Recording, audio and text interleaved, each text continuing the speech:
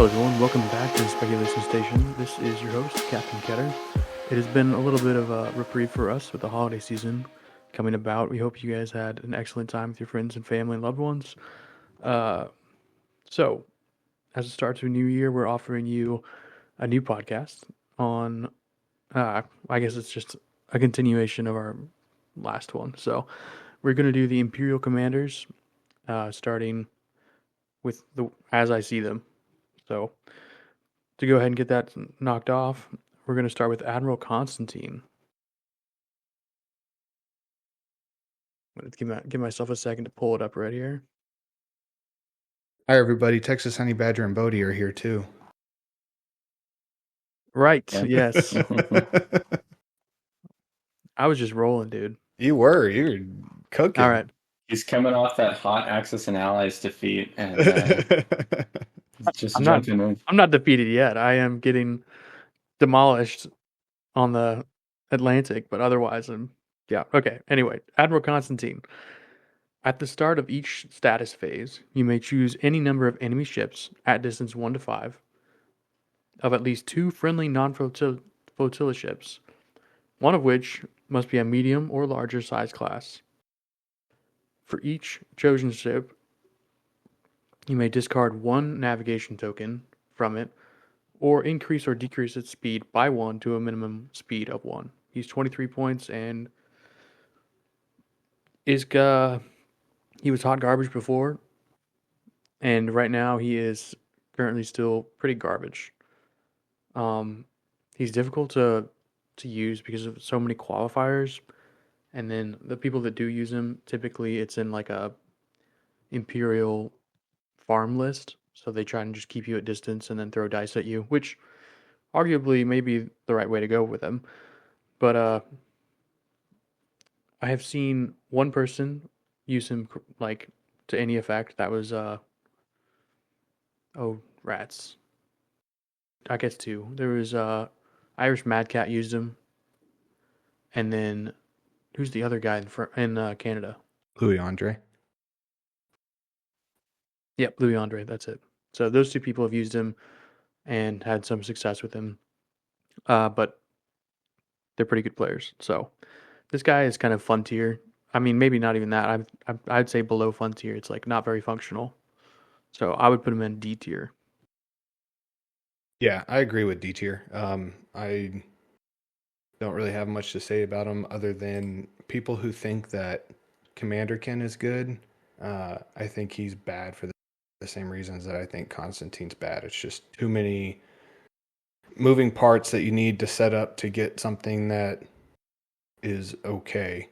But yeah, I don't think Constantine is very good. So D tier for me as well. All right, we're starting off strong. I think this podcast in particular is going to be the one where I disagree with you guys the most. So I think Constantine is slept on. I used to be a hater a long time ago. When I was first learning the game, I was in, I don't remember, it might have been like Crabox Discord or something. I was like just getting into the scene. And I got a used lot off of Mercari. And I had all of the commanders in the game now, and I didn't know what to pick. And someone recommended Constantine.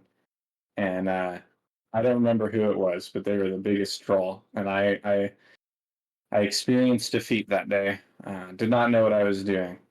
But now, as a somewhat experienced Armada player, I can really respect Constantine.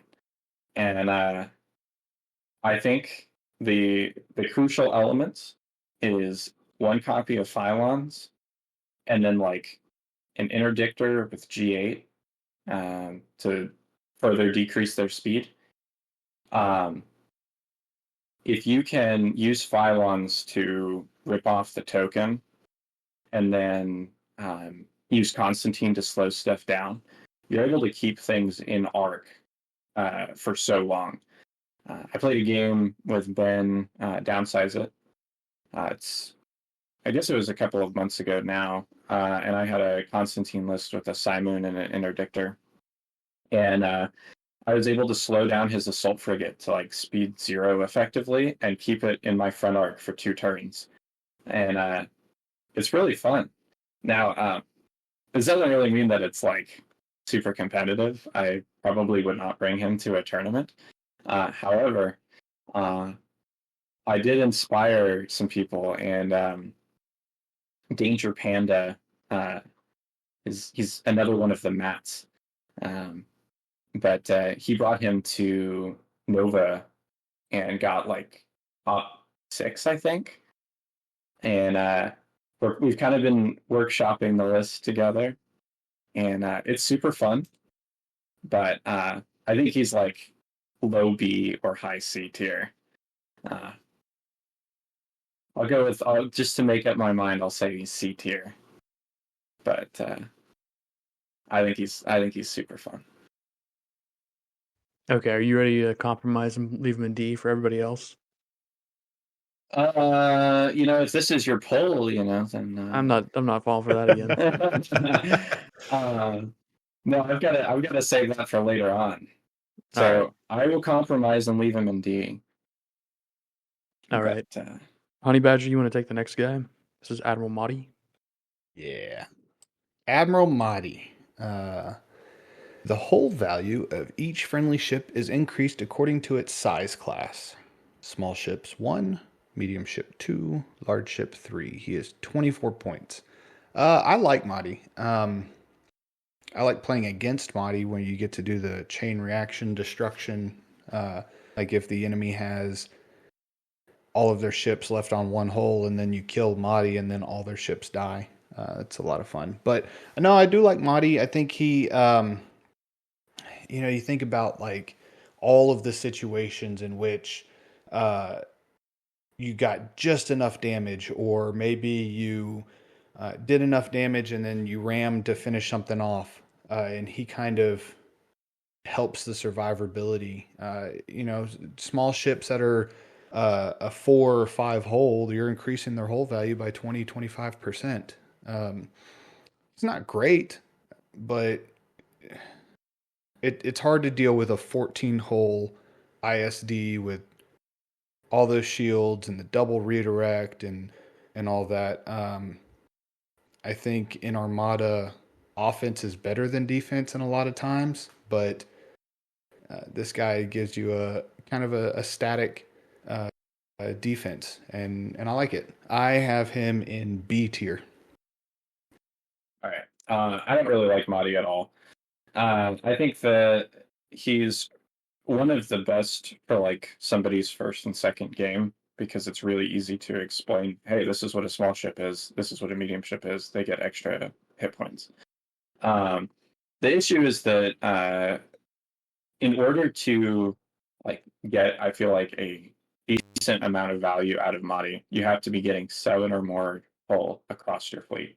So that means like you're bringing double large and then a couple of Gazantes, or a large, a medium, and a small, or something like that.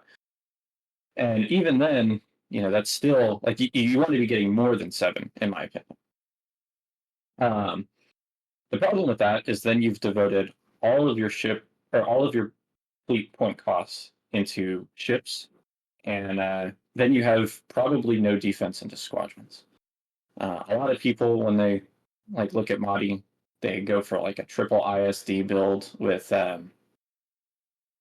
whatever the defensive retrofit that reinforced blast sorry, that lets you discard damage cards, so you effectively get 17 hull ISDs. But those things melt. Like, the extra hull really doesn't save you from consistent firepower at long range. It's like the defense tokens that are going to save you. And the Armada meta right now is all about like leveraging long range. I feel like some of the best fleets in the game are either going to have potent red dice, or they're going to be able to command squadrons and send them at you from speed 4 or 5. And the things that Mahdi is good at is getting up in and brawling with you. And if he's taking those pot shots from long range, then you're not even going to notice the extra hull that he gives you. Whereas bringing a commander who's going to give you some command versatility or actually benefit more aspects of your fleet, um, I feel like you're going to get much more value out of it. So I do think he has some value, but I think most of that value is for the new player. And so I have him in C tier. Uh, he's fine. Honey Badger, where do you rank him? Just so I can have a full context of what's going Bravo. on. Okay. I really like Madi. I've liked him ever since I started playing Imperial stuff, and I do like to play defensively. But I mean, I have learned over the years of playing Armada, which it's not been very long compared to other people, but Armada, like Honey Badger said, is more of an offensive. It like benefits you to be more offensive than defensive, and you can build a tank list, but often uh, it's less effective and a little less fun for everybody. Um, so where Madi really shines for me is on the Architans. When you put an extra health on the smalls, they become way more survivable than you think. I don't know really why it turns out this way, but I've run a lot of small ship MSU Imperials, and I'm able to keep them alive pretty well. I would say in Armada, the effectiveness really comes down to maneuvering is probably the first thing you want in a fleet, the ability to put things on target and then get away if you need to. The second thing is more offensive capabilities, and then last is defensive. Um, but for Madi, he kind of boosts your defensive capabilities, and uh, but you can't really rely on that too much. So a lot of times, if you put them like use them with a victory, or usually it's just like the victory, that's where it gets like feels the most sad. The victory is just sad in general, but if you put them on an ISD, you kind of want to buff it. So you put like reinforced blast doors on there as well, and you effectively get a 17 hull ship. If you use other things like, let's say, 7th Fleet to couple with that, and then expert shield tech, you can get some really strong defensive capabilities to stack and then really annoy your opponent. The last thing you'd add into there would be like PDICs, so you'd have a little bit of protection against squads, which the expert shield tech does still work after your shields are gone, so you can get some really good efficiency against squads by going squadless with these guys. But in the higher metas, I think people usually get efficient enough to where they don't need to fish for more damage. Usually their effectiveness comes from deciding on a target, killing the target, playing the objective, and leaving. So, let's see. In the higher metas, I think Madi doesn't give you enough of a boost as it used to. Um, but it still is effective, and I think that it's viable. So, I want to put him in A tier. That's where I like this guy. He's not an S tier commander. He's great, good to use. He's effective in all fleets, and yeah, your Gazantes that are rolling dice can last another turn too, so you can bump them and stuff. That's something else that should be said about Madi is that your flotillas are extremely cheap, and then you can keep yourself from being in close range for another turn by bumping them, or you can hold an enemy ship in place with a jerk Gazanti and ECM to keep them or prevent them from moving anywhere. So there's a lot of versatility you can have with Madi besides just the added hull. There's more that he does than what's on the card, really. So I say A tier, but we can compromise and put him in B tier. Any objections to that? No, B's where I had him. I suppose not. Bodie, you've got up next. It's Admiral Ozzel. All right. Admiral Oswald is 20 points, and he's pretty straightforward. During each friendly ship's determined course step, it may change its speed by 1.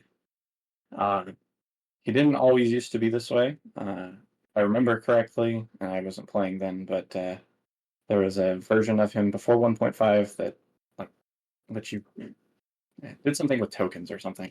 That also was really bad. And ever since he got changed, he's kind of been like slipping on the edge of the metagame.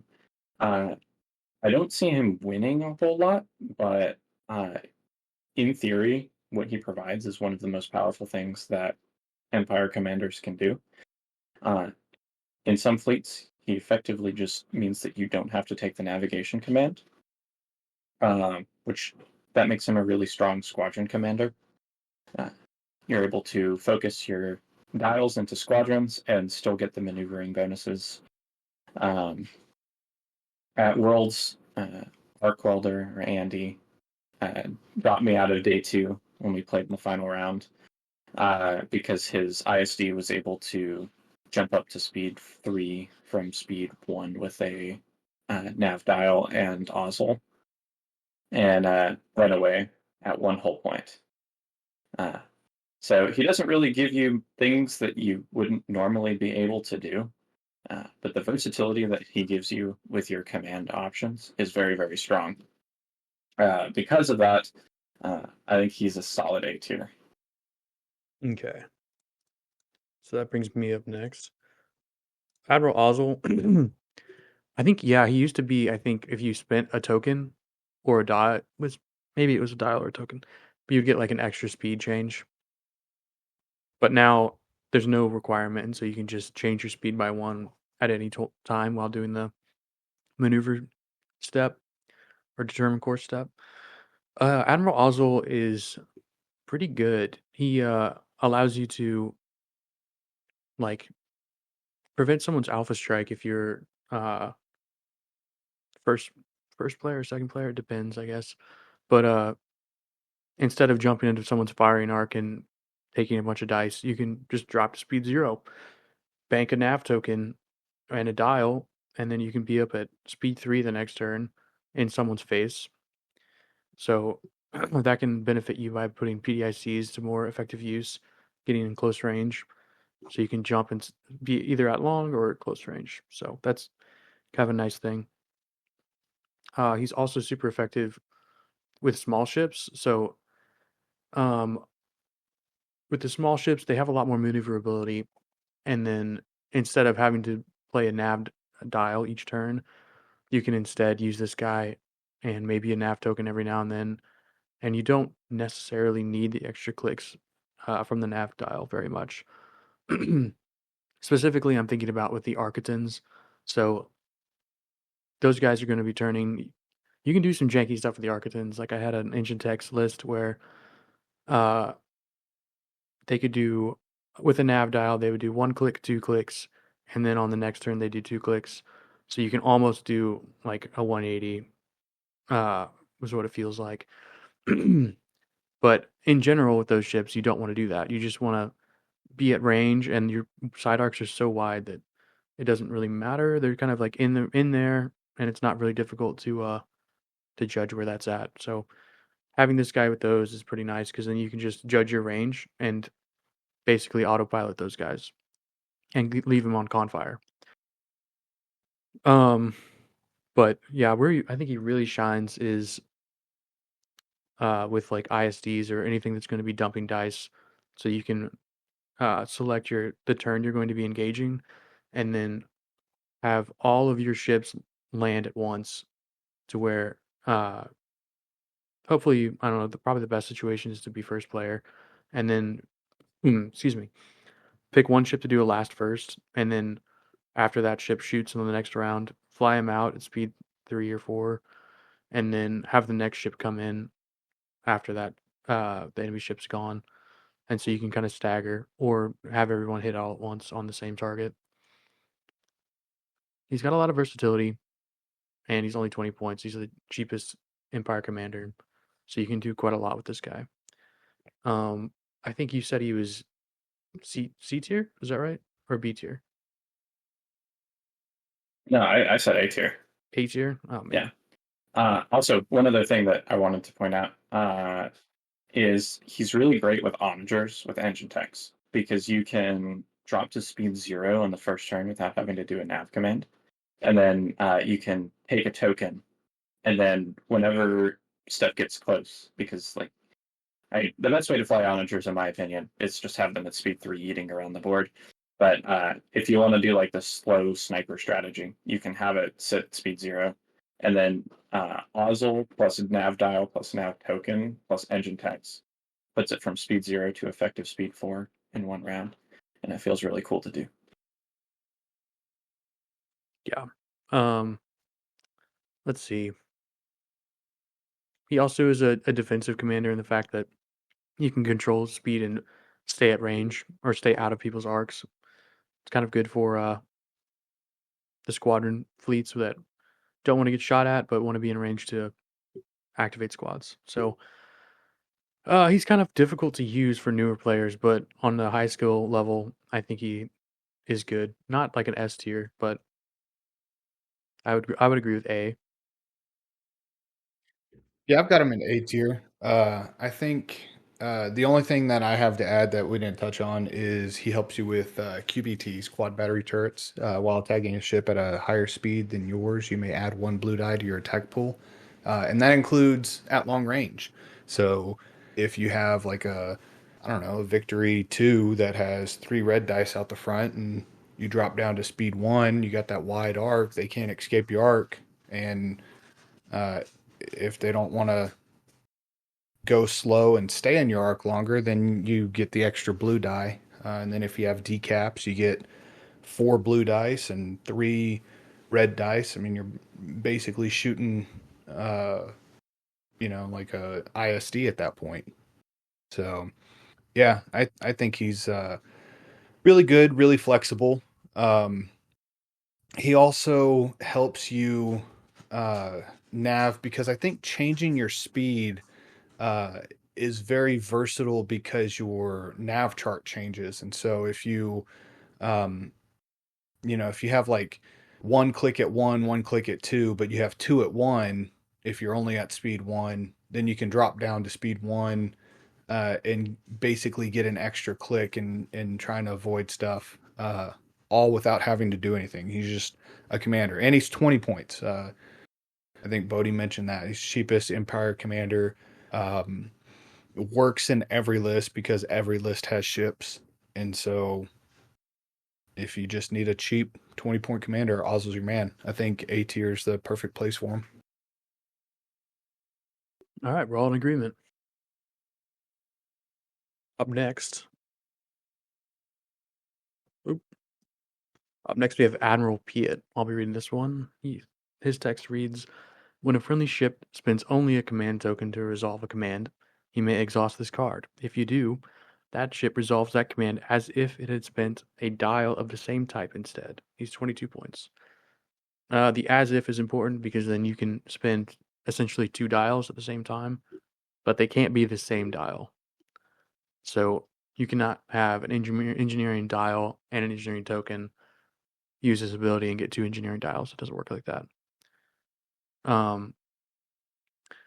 Admiral Piet is, I think he came on the Superstar Destroyer, and it's kind of like it's all right because you get a token each time you activate with the Superstar Destroyer, and so you can do some shenanigans and change that token or get a token from ComsNet and then boost your effectiveness with the Superstar Destroyer. But in general, if you're going to have something that is related to this effect or somewhere near this effect, you'd rather have Thrawn. So Admiral Piet to me is really just fun tier. There's nothing he does that is better than Admiral Thrawn. You spend 10 more points to get Admiral Thrawn, and then fleet wide you get dials. And it's when you want it. It's only 3 turns, but there's only 3 turns that really matter. Because the first 2 turns are usually staging, setting up. Turn 3 is usually when all the first engagement happens. So that turn and usually 5 and 6, or 4 and 5, there's a lot of stuff going on. And then by turn 6, you're either usually safe, or you have an engineering dial planned and you get out of there. So he's kind of the commander that nobody needs in this faction.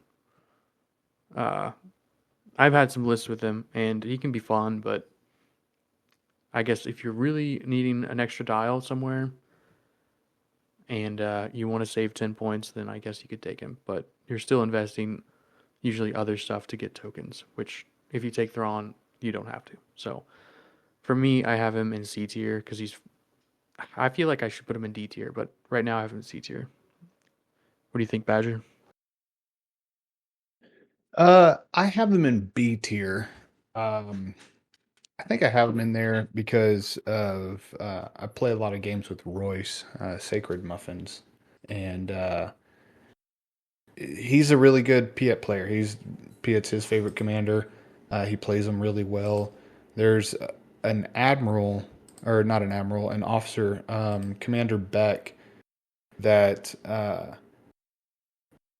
basically lets you get a token. So it works well with Piet because it lets you get that token and then use the token as a command, basically for free. You don't have to wait on a comms net or something else. He does have his downsides. He's very limited, and he's only that one time. I think I don't know if he'd be too strong if you got rid of his exhaust and just made it once per activation.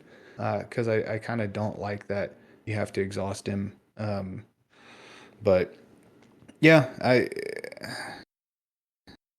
like I said, I have him in B tier. I could see him in C tier, but he's different. I like his kind of niche fit into the faction.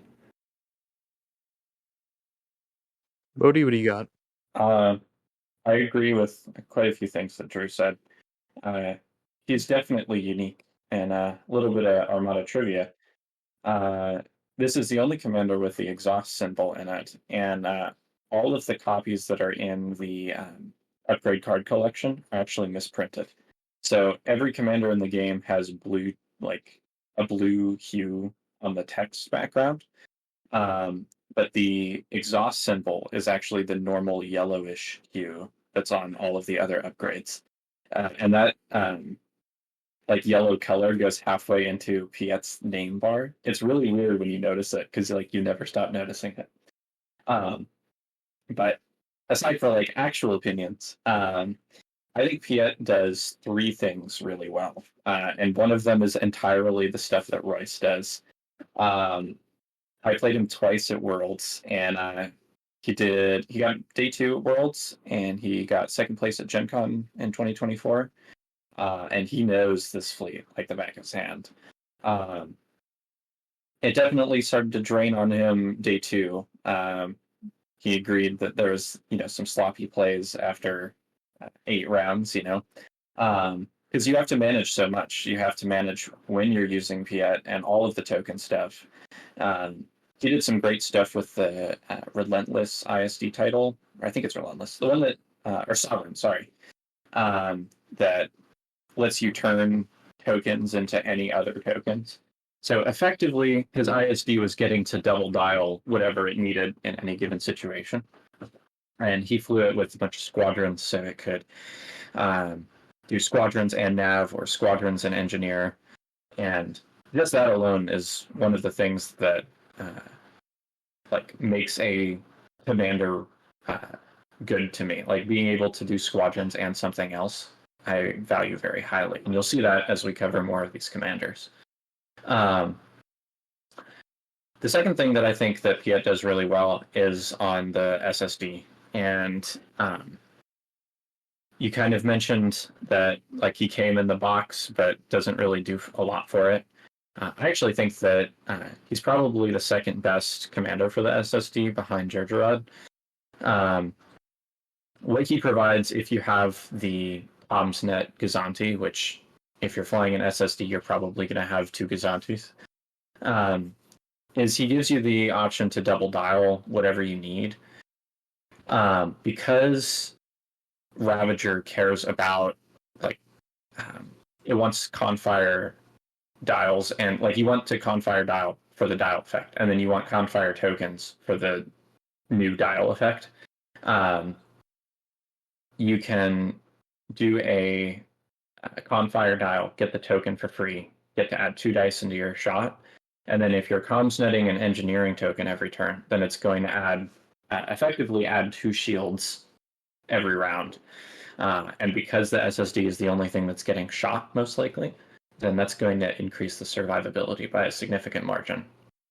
Especially when you pair it with stuff like Brunson or Expert Shield Techs, which you're probably just going to want anyway. Aside from that, you also get the ability to just spam Concentrate Fire token or Concentrate Fire dials, and also pull up a nav when you need it. So it's not as cool as your drive where you get the double click, but you can get the single click while being more free with your command stack. You don't have to think about it as much. And then the last thing that I think that Piet does really well, which most of the lists that I build that have Piet in it use onagers. With the increase in price that we got last year, it's a lot harder to fit the onager and then another decent ship. Usually onager lists, especially if they have some number of squadrons, are going to be the onager, a Gazanti, and then like a gladiator or a quasar or something. The onager is not going to be doing most of the commands, but it does like to concentrate fire and it does like to engineer, especially if it has, it does like to navigate, especially if it has engine techs.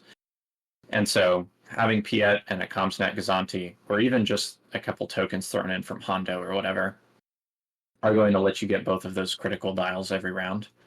And because it's your only big ship, you're not really noticing the exhaust effect as much. And then on the turns where you need to be able to engineer, because onagers do go down pretty quick once they get in range, you can turn your engineering token into a dial and move 3 shields around or take off a hull damage that's bothering you, while still keeping the maneuverability with engine techs that I really value with onagers. I definitely think that there's better choices, and I think that he's like solid, but he is lacking.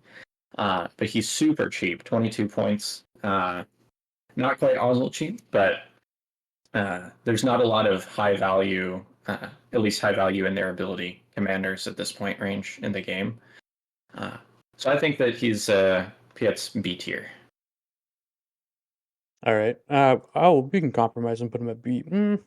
Yeah, that's fine. Who's up next? I think it's Badger. So I've got Screed, Admiral Screed. Once per activation, when our friendly ship is attacking, it may spend 1 die to change a die to a face with a crit icon. 26 points. I like him. I think he's good dice fixing in a faction that has plenty of good dice fixing, but it frees you up for some other stuff. Like maybe you want to take a different officer other than Price, or maybe you want to take a different gun team other than Vermilion, or you really want to fish for crits, or if you're flying a Kuat and you've got 3 blacks, you can roll them, re-roll them, change one into a crit. So if you've got 3 hit crits, they can't PDIC them all or evade them all. You're getting your ACMs or APTs through. I think he is a very balanced admiral. I think for his cost and for his ability, the spending a die to change a die is it's very balanced. I don't know a better word for it, but I really like him. I wish more commanders, I guess, were right at that power level, because you're losing a die, and if you're tossing a blank red, then that doesn't really hurt you that much. But if you're tossing another die, then that just means that you're not getting that damage. So it's not like you roll a bunch of hits or doubles or whatever, and you're going to cancel a die just to change a die to a crit icon, unless it's a very niche situation where they don't have any shields and you want to crit through or something like that.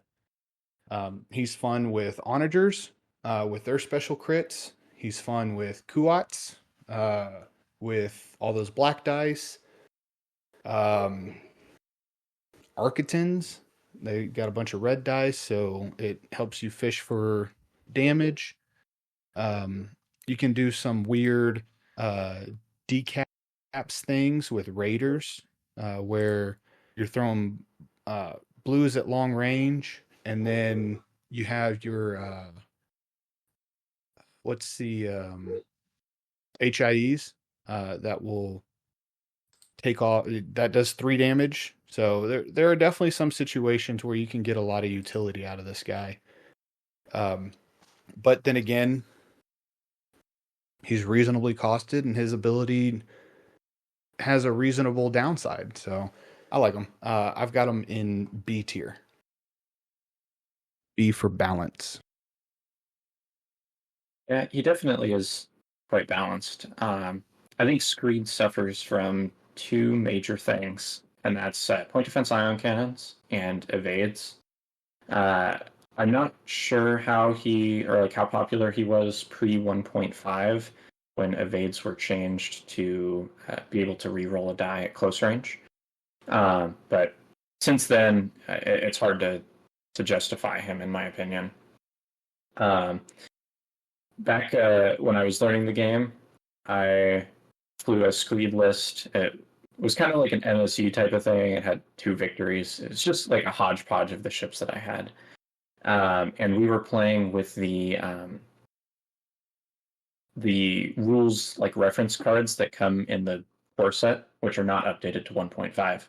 And so we did not know that you could reroll dice at close range. And I actually ended up tabling a Radis list on the first turn. All he had was a CR90, and that was like his flagship. And I sent my demo up and just completely bombed it.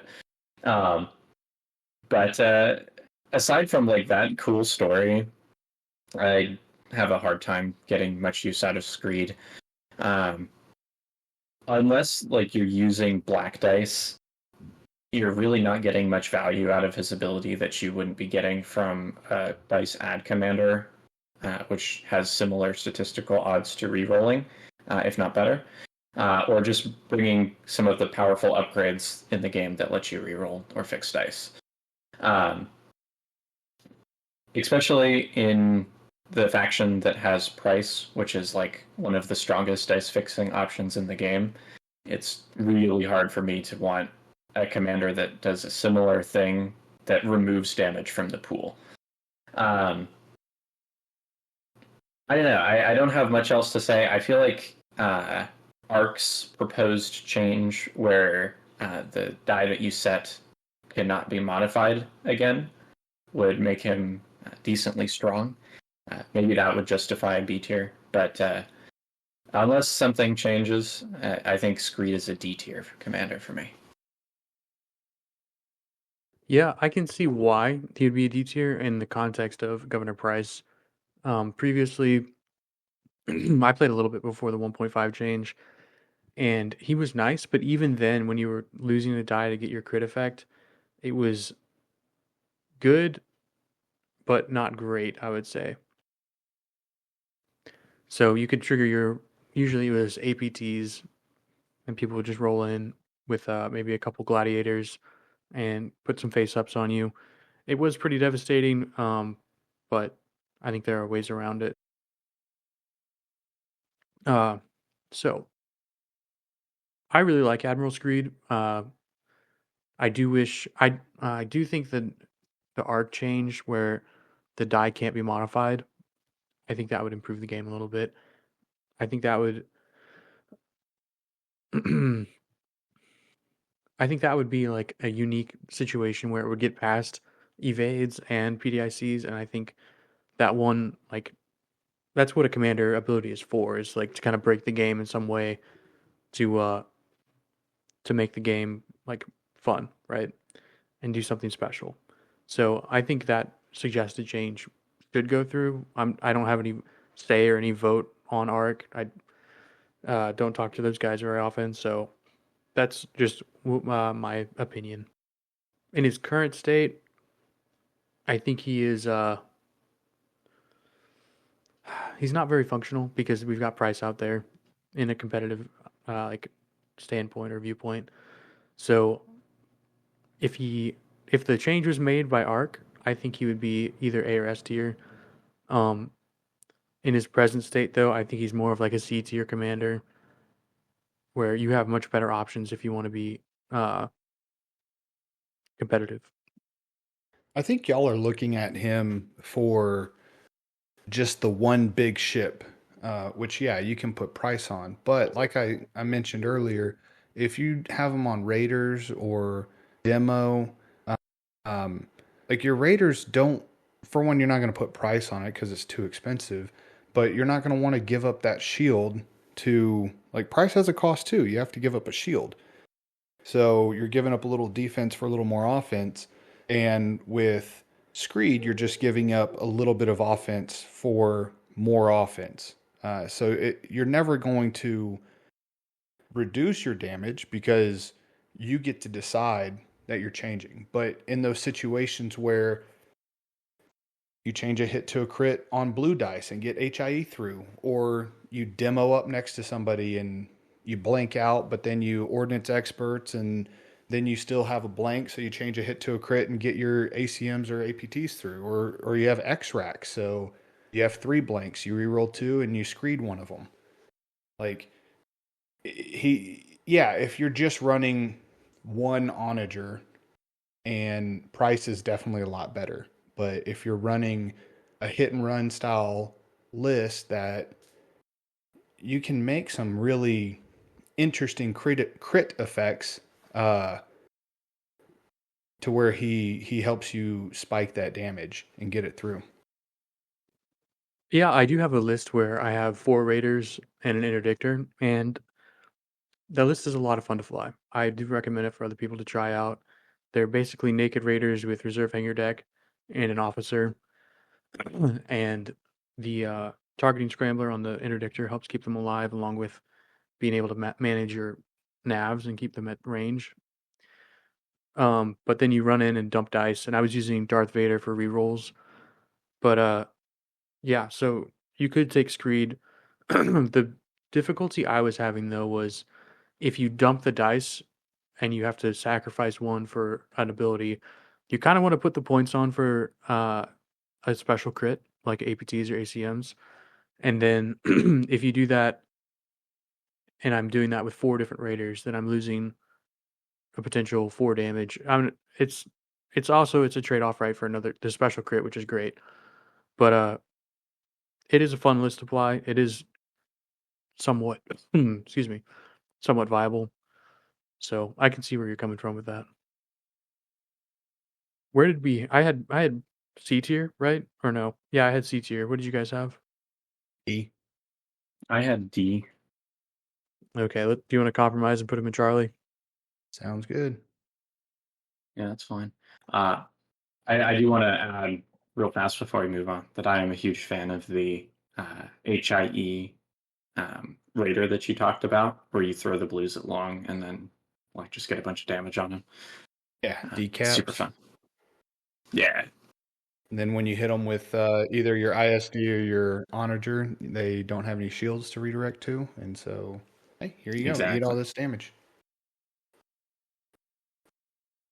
All right. Next up, we got Admiral Sloan. She says, while a friendly squadron without rogue is attacking, it may spend 1 die with an accuracy icon and spend one of to choose and spend one of the defender's defense tokens. While attacking a ship, it may also reroll 1 die with a crit icon. She costs 24 points. All right. I was excited for this one. I'm glad I got to read her off. I think Sloan is trash. When did we get that? That's good. You figured that out, All right, so I think, like all new players starting Armada, we've all had a Sloan phase where we thought that her ability was crazy strong. Maybe we played against somebody who just whipped us with it. Maybe we discovered how broken Merrick and Jendon can be together, and that setting dice to crits and then re-rolling them into accuracies is super fun. But I will challenge that with have you seen Sloan win any event? Any event in the last few months? And the answer to that is probably not, because I haven't. I think there are two strong Sloan list options, and one of them is Sloanager, and the other one is German Sloan. Sloanager is strong because it can get tens against lists that aren't primed to fight it, and German Sloan is strong because it can keep points away, and it's really difficult to get anything higher than like a 6 or a 7 against it. Whereas it's really good at getting 6s and 7s. I think Sloan is good at aggressively winning the squadron war. The spent accuracies or accuracy spending defense tokens is probably strongest, in my opinion, when you're using it to get rid of scatters. And there is value in just like deleting your opponent's brace before they get to use it. However, I think that if you're flying Sloan, you're going to run into a few problems. The first is that your ships are going to die. Sloan's ships need to be using squadron commands because they obviously don't have rogue. And if you're using squadron commands and don't have any other command from a second dial, then you're going to have very predictable movements. Your opponent's going to be able to analyze your navigation chart and know exactly where you're going to be. And you won't have any engineering to back up once your shields start falling. I think that in order to fly Sloan really well, you have to, in order to have a competent Sloan list, you have to be bringing a Quasar, which Quasars run into some pretty big problems when they're met with any resistance at all. I think that while the accuracy spending can be pretty toxic for a new player, once you learn the intricacies of squadron combat and get good at the game, you're going to find yourself it becomes less of an issue, especially if you are able to alpha strike their squadrons, which die pretty quickly.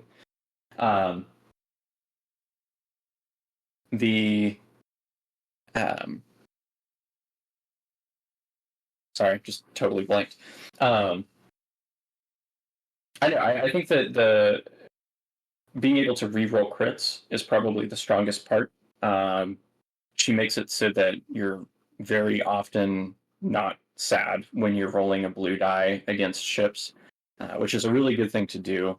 She has aggressive squadrons that can transition into bombing well if you are able to wipe their squadron ball or if they don't have one. But to be completely honest, if I had to pick one commander to fly against, in a tournament every round, it would probably be Sloan. She's so predictable, and I don't know. I don't feel like I struggle into the matchup at all.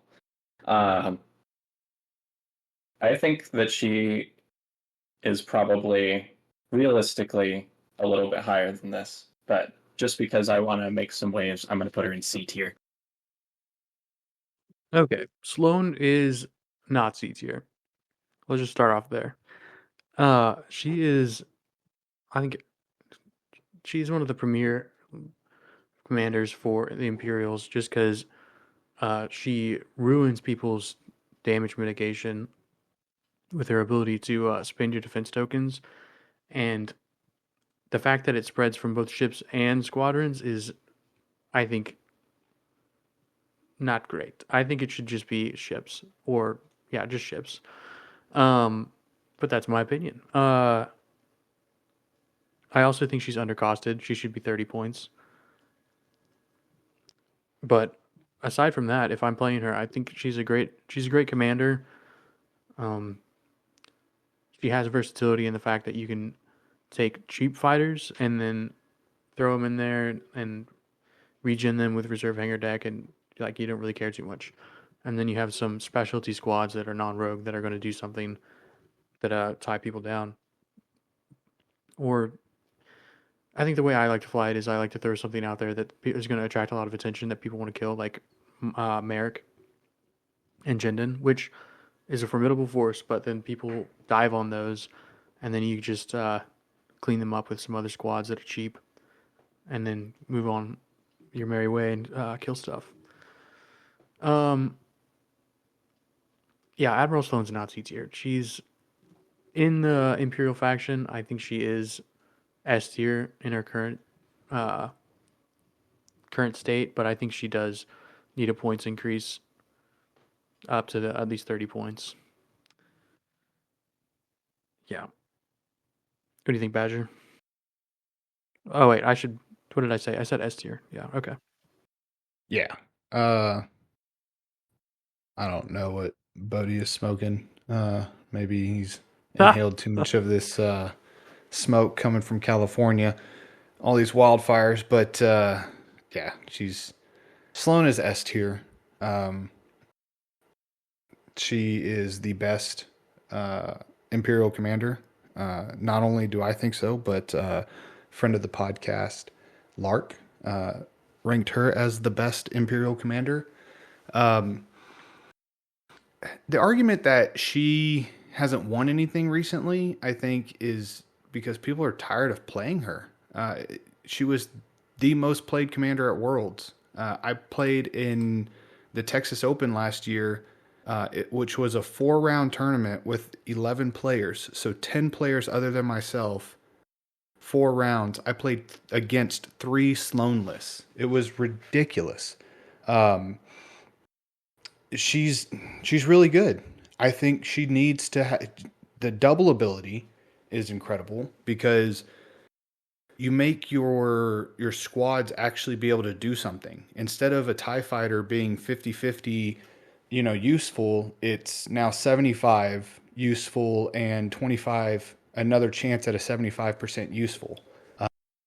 Because if you roll a crit, you get to re-roll it. And then if you roll an accuracy, that's not nothing. So you're either putting damage on or you're like, she's so good that people get upset when their TIE fighters roll damage against ships. Like blue dice squadrons rolling damage against ships is amazing in most scenarios. But yeah, it should be you can choose to exhaust a defense token. It should be you can spend a whole, like you can take a damage to your hull to exhaust and or spend a defense token. There should be some downside to her, and she has absolutely no downside. We didn't even mention German Sloane, where Sloane's on a Corvus, and so she's completely out of the fight, running away. It's impossible to table her. What are you going to do? Fight through a 134 that's just going to eat your squad ball alive because they're all anti-squadron squads? Or, you don't have any squads, and so now your anti-squadron squads are now anti-ship squads also. It's just... It provides too much power. I think she is broken, and... I don't know. I haven't heard any compelling arguments as to why she's not good. Even if she's not good, she's not fun to play against. She's bad for the game. And I don't like her. I will not disagree with you that she can be unfun to play against, especially for newer players when you assume going into the game that you'll be able to spend all of your defense tokens for their intended purpose. I have a couple of counterpoints, and then we can move on. But this will be my hottest take of the night. So you mentioned that Sloane was the most played commander at Worlds, and only one of them made it into day 3.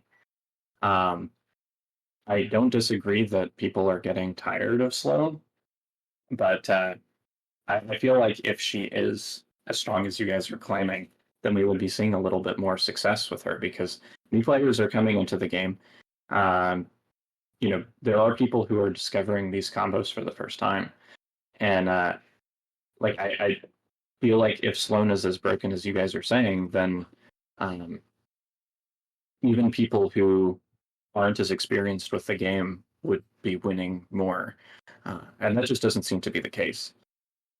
I think that if, like, the listener that are struggling against Sloane archetypes, for each faction, I think I'll try and give a brief tip. Um, I think Republic has the easiest time into her, from both the squadron and non-squadron perspective. If you are squadron list, then you're probably just going to be able to weather the storm and kill her squadrons, and then effectively negate her ability. Even if it's German Sloane and you can't, like, table her or whatever, once you remove some of the critical squadrons, then she becomes a whole lot less useful. And then if you don't have squadrons, or if you're thinking about ships, Luminara effectively just counters Sloane by herself. The defense token that she spends, you're able to just get right back. And especially when you compare it, or when you pair it with expert shield techs, you can effectively make yourself immune to 50% of squadron hits, which is really cool. Separatists can struggle a lot, but their squadrons are often just generics anyway. And so if you're just bringing a bunch of Vulture droids and you have a bid for first player, then you can send your stuff in and just, like, alpha strike theirs. And if you're second player and they try and alpha strike you, Separatists have some of the best flak in the game. And so you can take out the lower hull interceptors or whatever TIE fighters that the Sloane player has. If you're a Rebel player, I feel like you can just evade whatever big hits are coming. If it's like a Slonager or whatever, you might have a little bit more issue because the Onager can pop your smalls. But most Rebel lists are flying some evasive creatures, and you can just get them around the ISD if it's the ISD Quasar version. And if you're able to kill the Quasar, then, and this goes across the board, if you're able to kill the Quasar, her squadron command power goes down a lot. And then if you're like an Empire mirror match, you can play some of the same tools that Sloane is abusing and just do it better. If you have a commander that lets you double dial, but I want to talk about those later. I don't know. I'm happy to discuss more, but So one thing, the Lumi point, because I play a lot of Lumi because I hate Sloane, but Sloane counters Lumi just as much as Lumi counters Sloane, and people don't realize this. If you have EST and I'm going to say alpha you with 5 or 6 squadrons, and my first squadron rolls a hit, you gonna EST that? No, because my next squadron comes in and rolls an accuracy, and now your redirect's gone, and now you don't have any more EST. Or let's say I activate my Onager or ISD or whatever it is first, and I shoot you. Okay, now if you brace, or basically you're giving me intel officer, because whatever token you use, I'm going to just activate Merrick and then go strip it off for the next activation. And so the problem is the discarding and the getting rid of it completely. Because unless you're like Grievous or some other command or asteroid tactics, you can't get it back. So Sloane negates Lumi ESTs just as much as the other way around, in my opinion.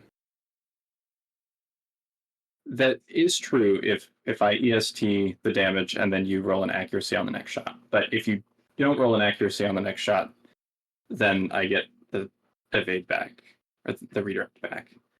Right. It makes it very RNG dependent. But yeah, again, it becomes a dice game. What is the right play there? If I hit you with my very first squadron, and your point that she is unfun, I definitely can agree with that. And turning the game into a dice game, in my opinion, makes it less fun. So, yeah, I can get behind that point. I think she's overpowered I think we can all agree on that, right? How far can my poll take me? What? From S tier down to what? I think down. We've only been doing one level. I'm happy with her in A tier. Okay. I don't think we've been doing one level. I think we've if you use your pool, that pulls it to whatever you want it to be. That's false. I don't think so. I've only pulled it up one or down. I mean, Up or down one. nobody's been so, for lack of a better word, bold to say something like Sloan is C tier. Realistically, I think that she's B tier. I think that there are, like I said, there are two strong Sloan lists. I think Sloanager and German Sloan have powerful things that they can be doing. But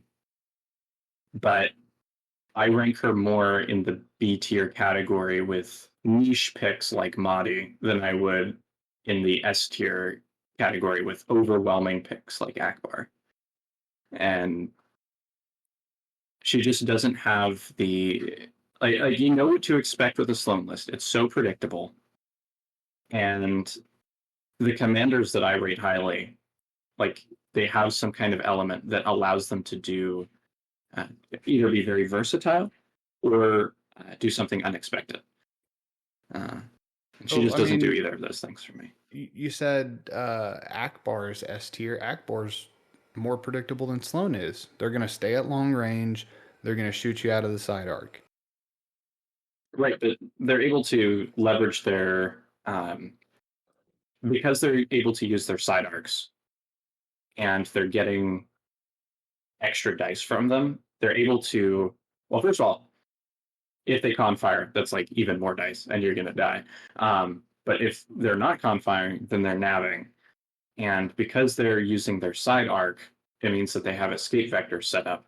And it can be even more difficult to pin down the smalls than it would be against something like Kraken, where, yes, the stuff is obstructed, but it's having to get the double arc to get a similar amount of dice. Akbar's strength is in the fact that he lets you keep your escape vectors while getting just a buttload of dice from them.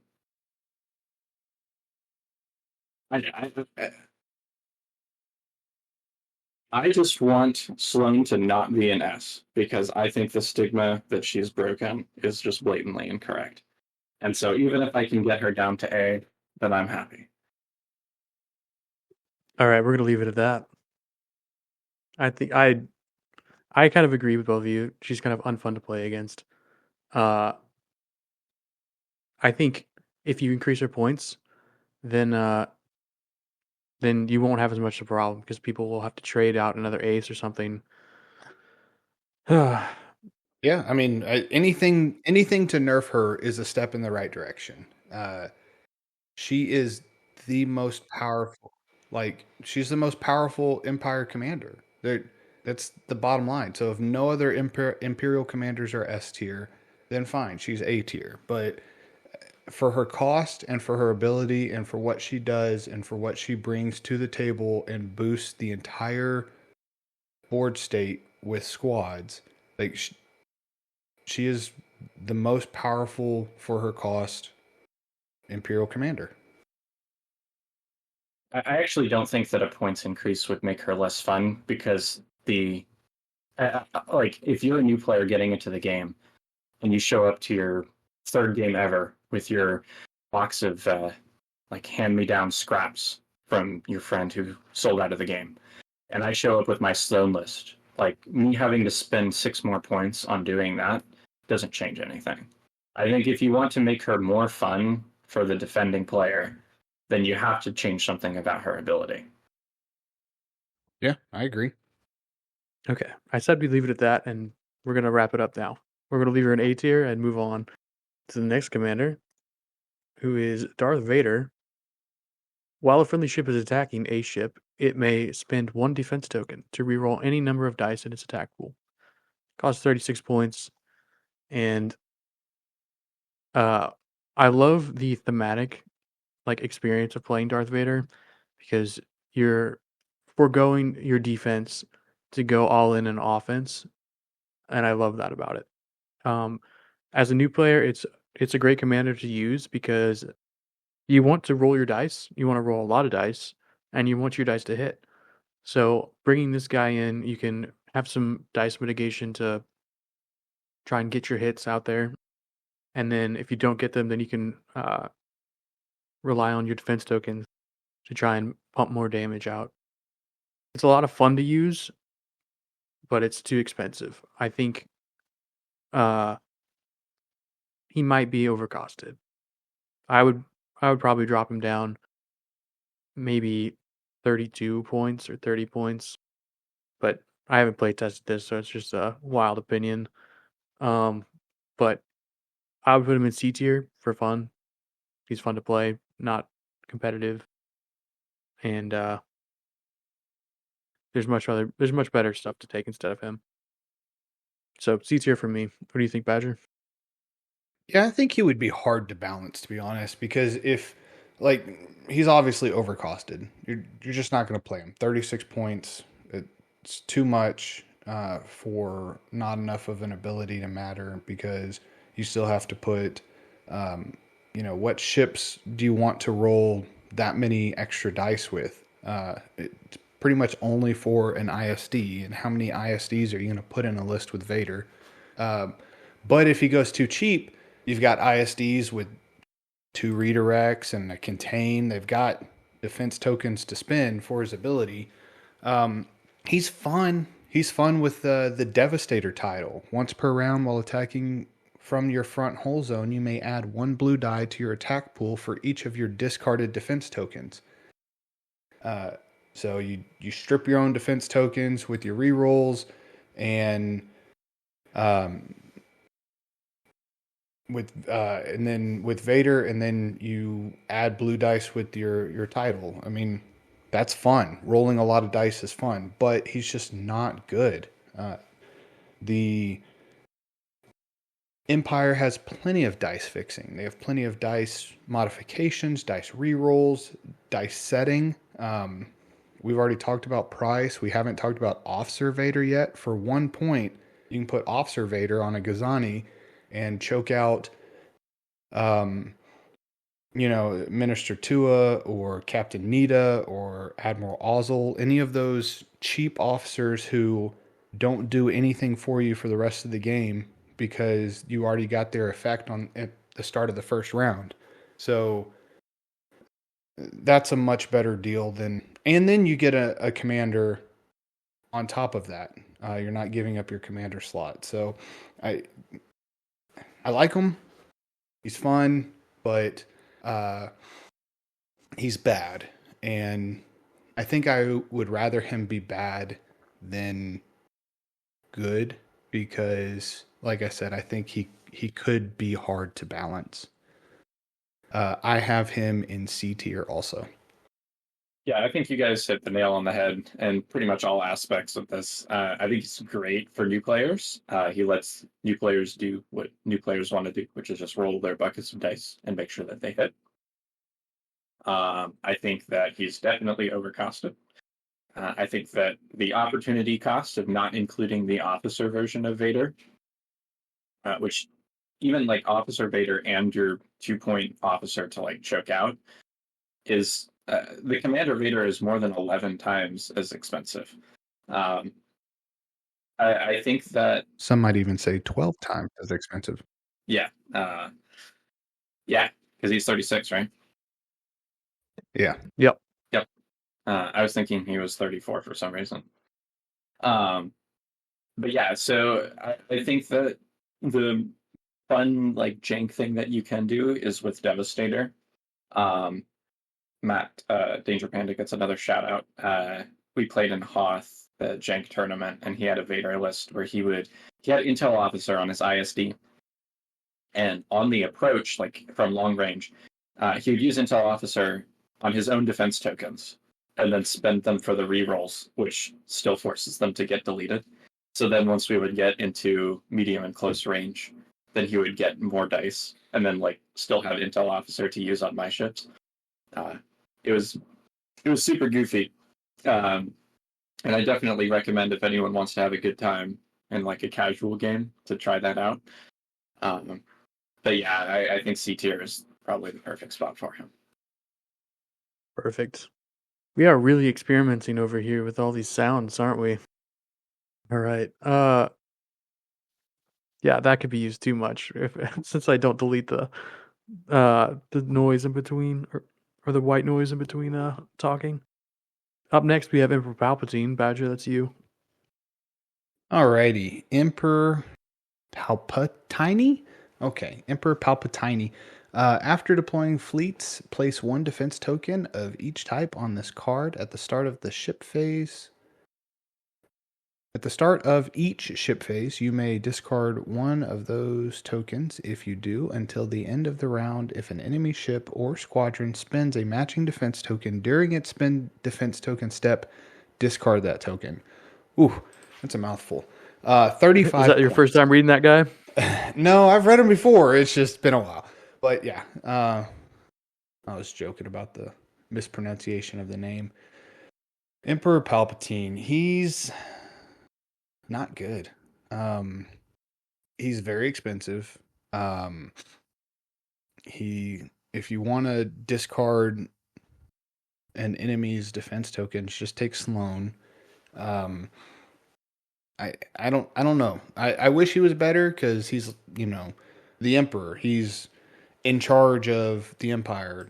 He's the quintessential Imperial Commander, I guess. Not really commander, but I think the idea is kind of cool, but it's just too much, and it's too easy to. All right, I'm gonna put token or put down round 4 and 6 or 3 and 5, and then you just kind of avoid engaging on those rounds, or you still get to spend the defense token. I mean, it's like an intel officer, but you've got to name it at the beginning of the round, so it gives your opponent way too much wiggle room to. All right, well, yeah, I can go ahead and spend my brace and dart off this turn, so you can't kill me, or yeah, I can spend my scatter to make sure that I survive this round, or whatever. It's just not good. So, question is, where do I have him? I have him in F tier. I think he is one of the worst Imperial commanders. Bodhi, what do you think about this guy? Yeah, it's pretty bad. I think FFG overpriced him because, in theory, his ability could be pretty toxic. In reality, it's just not. It gives your opponent too much agency. I think that in the one list that I've flown Palpatine, just to say that I did, it was 2 onagers, each with a copy of Intel Officer. And so on the first turn of engagement, I would use Palpatine on brace, and then Intel Officer your redirect. And then the second turn of engagement would flip that. And so it was like kind of cool. But unfortunately, his cost does not justify the ability that unfortunately just doesn't quite get there. He's not the worst commander in the faction, in my opinion. And my F tier was reserved just for like the worst of the worst. So I have him in D, but I wouldn't be too upset with F. Like, there's not really any reason that I would want Palpatine, like, ever. Yeah, I can agree with that. I also have him in F tier. As a new player, when you see this card, you kind of just like look at it, look at the picture, and it's like, oh, that's cool. You see the wall of text, and you're just like, okay, wall of text, 35 points. I'll come back to this later. And you come back to it later after you've played a few games. You realize Intel Officer kind of sucks to play against if the other guy has it. And then you say, okay, what does this guy do? It's something like Intel Officer. Okay, but it's worse because it's not every round. I don't get to like exhaust this guy, choose the one he's going to use, and then toss or like exhaust my card. So it's difficult to pull off anything with him too, because what are they going to do? They're just going to wait a turn and then use the defense token the next time, and then they get to keep it. So he's not very effective. He's extremely overcosted, and even if he was lower in points, I think people still wouldn't take him. I think this guy's probably going to be my elevation for this podcast, but he's got to be fixed. There's a few cards in the game that are just sad to see. One of them is this. The other one's Draven. The other one is Jin Urso boarding troopers. Yeah, there's like Jin Urso boarding troopers is like a favorite of mine that I want to be good, but it's not. There's a lot of stuff like that actually. But he's not effective. So F tier. It's really funny that you mention like when you see him as a new player, you're like, that's a wall of text. I'll come back to it because that is exactly what happened to me. I was like, oh, Palpatine, that's sweet. I don't want to read this, and I definitely don't want to analyze it. And by the time that I came back to it, I realized how bad he is. I love that. All right, F tier for Palpatine. Yep. Paging Papa Palpatine to the F tier. All right, who's up next? Bodhi, you've got this one. All right. Is it Ramadi? That's correct. All right. While a friendly ship is attacking a ship, if the attack is obstructed by a ship or obstacle, the attacker does not remove a die, even if the attack is also obstructed by a card effect, and may add 1 red die to the attack pool. And as of last year, or I guess 2023 now, he cost 28 points. Back when he was 20 points, I think Ramadi was solidly the best commander in the game. The strengths that he provides, he is simultaneously defensive and offensive. He's sort of like Akbar in a way that he gives you a 2-dice swing. You're removing a die from their shot from obstruction, and then you're adding a die through your own effect. His strength at the time was being used the most by onagers, but that was mainly just because onagers are so cheap. I do think that in 2025 Armada, there is still some room for Ramadi, although it's a little bit less than it was before. I think ISDs are a bit stronger than onagers on average now, and you can still utilize that obstruction effect with your ISDs, especially because a lot of the like meta fleets right now, like they are going to be built around long range, and at long range there's the most room for obstruction. And when you're able to capitalize on that by adding more dice and removing some of theirs, especially like when you can just completely negate some shots, like a non-Janus Light CR90 just can't shoot you through your asteroid or whatever. So you can negate entire shots, which end up saving you more damage and then hit back harder. I think Ramadi works great as second player when you bring a suite of objectives that let you place all of the obstacles. You definitely have to know, like, you have to be able to analyze your opponent's fleet, know how they're going to approach you, and then place the obstacles accordingly. I tried to fly a Ramadi ISD Gladiator list in Endor, and I didn't make it out of the first pod phase. I got 1 solid win and then couldn't bring it back with the next 2. But I think part of that was just because my obstacle placement, I didn't get as much value out of it as I could have, and the commander ended up being blank. At 28 points, like that exact phenomenon, definitely makes it a lot harder to choose. But I do think that there's like room in this world for Ramadi. I think he's one of the better dice add commanders. So I think he's B tier. All right, B tier. He's now 28 points as opposed to his original 20 points. Previously, he was taken, I think, just as much as Sloan back in the day before the errata, and I think that was pretty warranted. So there's a couple things about Ramadi that make him really good. One thing, like Bodhi said, is that it's effectively a +2 dice uh, to your attack, and then -1 for them on their attack. So it works really well. Um, it works really well on your attacks. It works really well against salvos, and then it works really well against their attacks. So like, effectively in a turn, let's say you attack once, and it's obstructed, you get +1 dice. Maybe you get 2 shots with a double arc. That's +2 dice, and it's both obstructed by one way or another. And then they salvo you. That's salvo you. Let's say both times. That's -2 dice for them. And then they attack you and it's obstructed. So that's -3 dice. It's potentially up -4 dice with a 1v1 where both arcs are obstructed.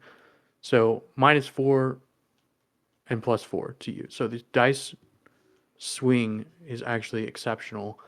There's a little bit of a downside in that it's adding a red dice, but I know red dice for me are finicky, but it's definitely well worth it. The other like hidden benefit that goes along with this is it is tricky for your opponent to flip in their mind. I want to be hidden behind an obstacle to I want to be exposed because otherwise I'm going to get blasted. And where that really helps is when you're going up against MSU and whenever they're in the side arcs of Imperial ships. So a lot of times with MSU, you want to stay at long range and then you want to use obstacles to your advantage to prevent yourself from getting shot or hurt too much on your way in and on your way out. Ramadi kind of flips that on its head to where if you're coming at me at an oblique angle and I can't put many dice to bear on you, this gives me the advantage to go not only subtract one but add one and then keep the other one. And so against MSU, it is actually really good. And that's something you have to watch out for whenever you're going against him. He was extremely prevalent with the Onager, but with that increase and this guy's increase, then you don't see it almost ever anymore. But I don't think that negates how good of a commander he is. So for that, I think I leave him an A tier. He's not an S tier anymore, but I do think he's a very good commander for the Imperials. He still should see a lot of play, and he's very viable. But I think people have kind of lost their love for him after the price increase, which I think it was warranted. And I think the decrease in the amount of usage of him is not as warranted as it should be. I think honestly, in my opinion, the Onager meta for the Imperials was just easy mode for everybody. There was a low skill floor and a high skill ceiling. So there's a lot of range in there, but effectively it didn't make you a better Armada player just to throw all this together and go blasting. So I have him at A tier. I think he's still good. Josh, I've ever told you how smart you are. I have him in A tier also. And yeah, I agree with everything y'all said, except for Bodhi putting him in B tier. But he used to be really good, really prevalent, great with the Onager meta. He got nerfed. Onagers got nerfed, so you see him a lot less. The only thing I have to add to the conversation is he makes Gazanti assault carriers fun to fly because they have the one red die out of the front, and so you can put them in the back or put them around obstacles, and you're throwing 2 dice at long range from a 28-point ship. It's pretty great. Also, the part of his text that I think makes him really good is the part in the parentheses. So the attacker does not remove a die in parentheses, even if the attack is also obstructed by a card effect. So this gets around EWS. This gets around Kraken. I think there are some other things that it might also impact. But if you run up against Kraken streakers and you're obstructed, hey, you're going to get shot full blast. There might be some titles that I can't think of that obstruct. The only other one is Admiral Montfort. Admiral Montferrat, the officer for Empire. Oh, okay. Yeah, I think that's probably what I was thinking of. Um, and, and there was something else I was going to say. Now I forgot. But so I like those aspects of him. I think he's still really good. Here, this is what I was going to say. He does require some good navigation. He requires your ships to be navigated in certain areas. He requires you to be knowledgeable with your arcs and your line of sight and where you're going to end up.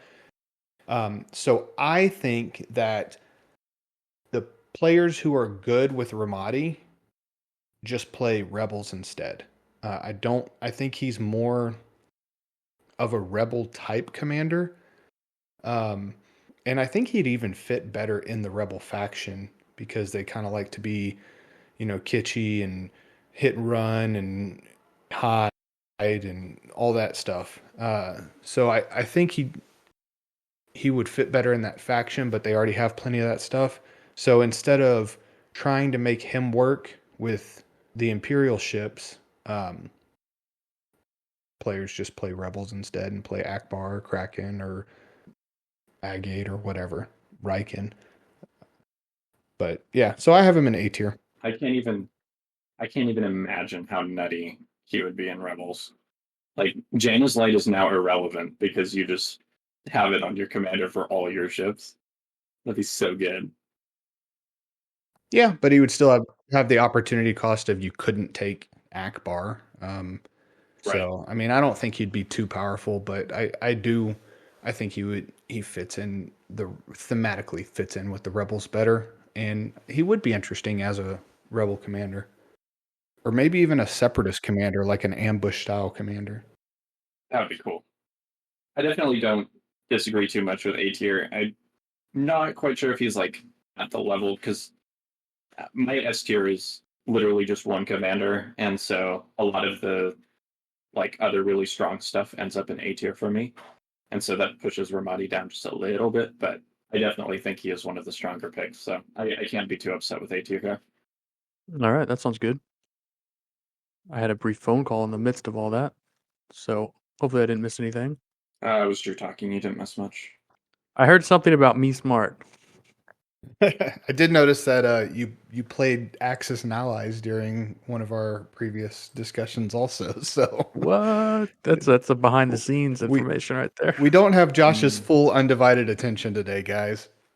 Stop. Okay. He's got to lose the Pacific Ocean somehow. Dude, I am not good at this game. That's why I need some strong players on my team. Okay. Up next is General Tag. Who's reading that one? I believe it's to you now. Alrighty. You're That's up. good because I love General Tag. It says after deploying fleets, place 2 non-consecutive round tokens on this card. At the start of the ship phase, during each round matching one of those tokens, each friendly ship may recover one of its discarded defense tokens.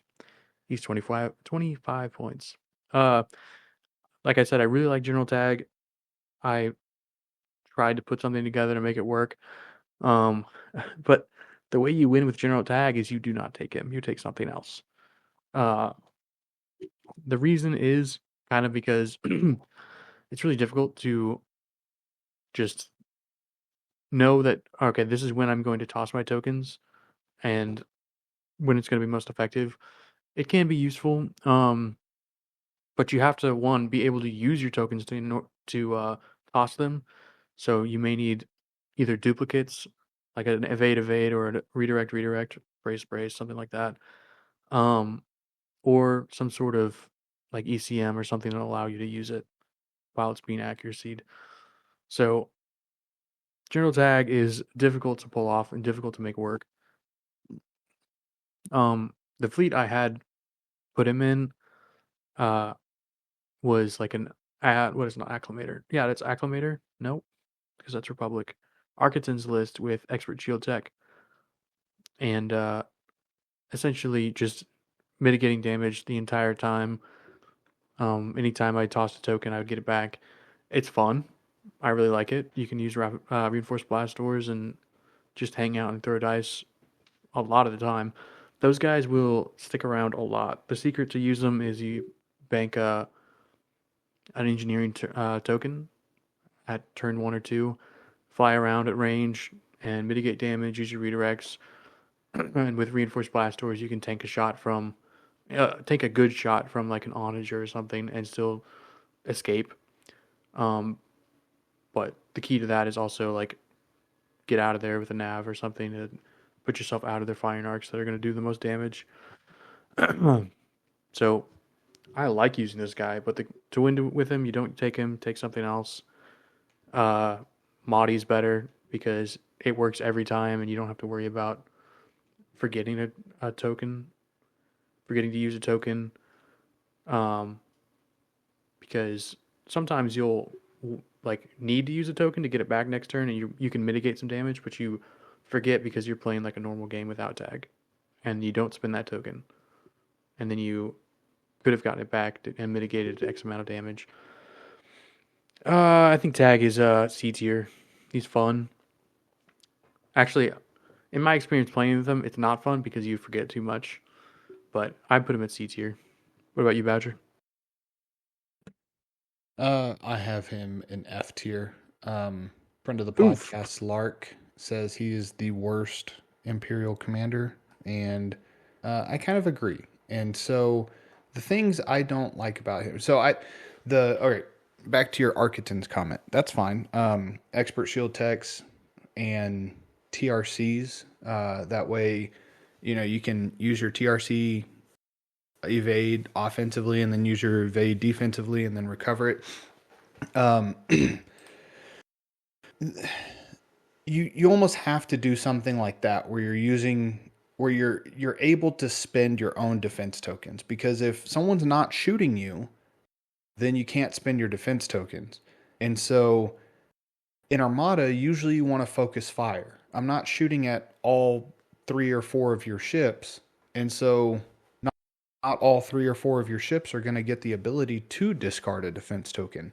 And then if you are discarding defense tokens, you're probably pretty close to dead anyway. And so he's only good if you're probably already losing. If it wasn't non-consecutive rounds, like if you could do him on round 4 and 5, that would be a little bit better. And then maybe round 6, you're flying away or something, or maybe you just do it 5 and 6 and you push the engagement, and so you don't care. You can just blow through those defense tokens, something like that. But he's not enough utility. You don't get enough out of him. It's going to be hard to predict exactly when you're going to need to recover those defense tokens. And if you're discarding defense tokens in order to use his ability, then you're making yourself a little bit more defenseless. So you don't necessarily always want to do that. But yeah, I've got him F tier. Yeah, I'm with you and Lewis on this one. I think that Tag is the worst commander in the Empire. I will say, until this evening, I had yet to hear a fleet that actually sounded remotely interesting. But I might give that Architons list a shot because it sounds cool. Now, cool as in like it's like quirky and gimmicky, but I am hesitant to think that it would actually like do all of the things as intended. And that's the biggest issue with Tag, is that he never does all of the things as intended. I think if you're wanting to go for a aggressive defense token spending strategy, just do the Vader thing and get offensive value. Because chances are, like, I don't know, it's just he's so inefficient. He never does anything at the time that you need it to go, and your opponent can play around that too. I think that the fact that he is bad is kind of like funny canonically, because I think this was the guy that like Vader first started choking in A New Hope. And he was like talking shit about the Death Star. The guy doesn't even like what the Empire stands for. But yeah, I mean, there's never a world where I would want this over any other. Like, I honestly would rather have Palpatine, because at least Palpatine is going to contribute one cool turn to the game, whereas I just don't think the tag can do that. And yeah, F tier for sure.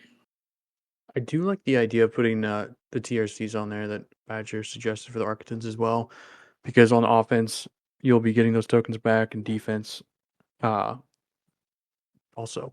So you guys said F tier. I'll just let that be. You guys have very strong opinions with that. Although he's not like broken. I won't defend it too much. Who's up next? Badger? Okay. So Grand Admiral Thrawn.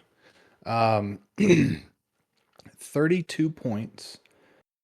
It says at this, or all right, he's got some housekeeping stuff we have to take care of before we get to his ability. Choose command dials for this card after deploying fleets. You choose 3 command dials after you deploy fleets, and you put them on this card.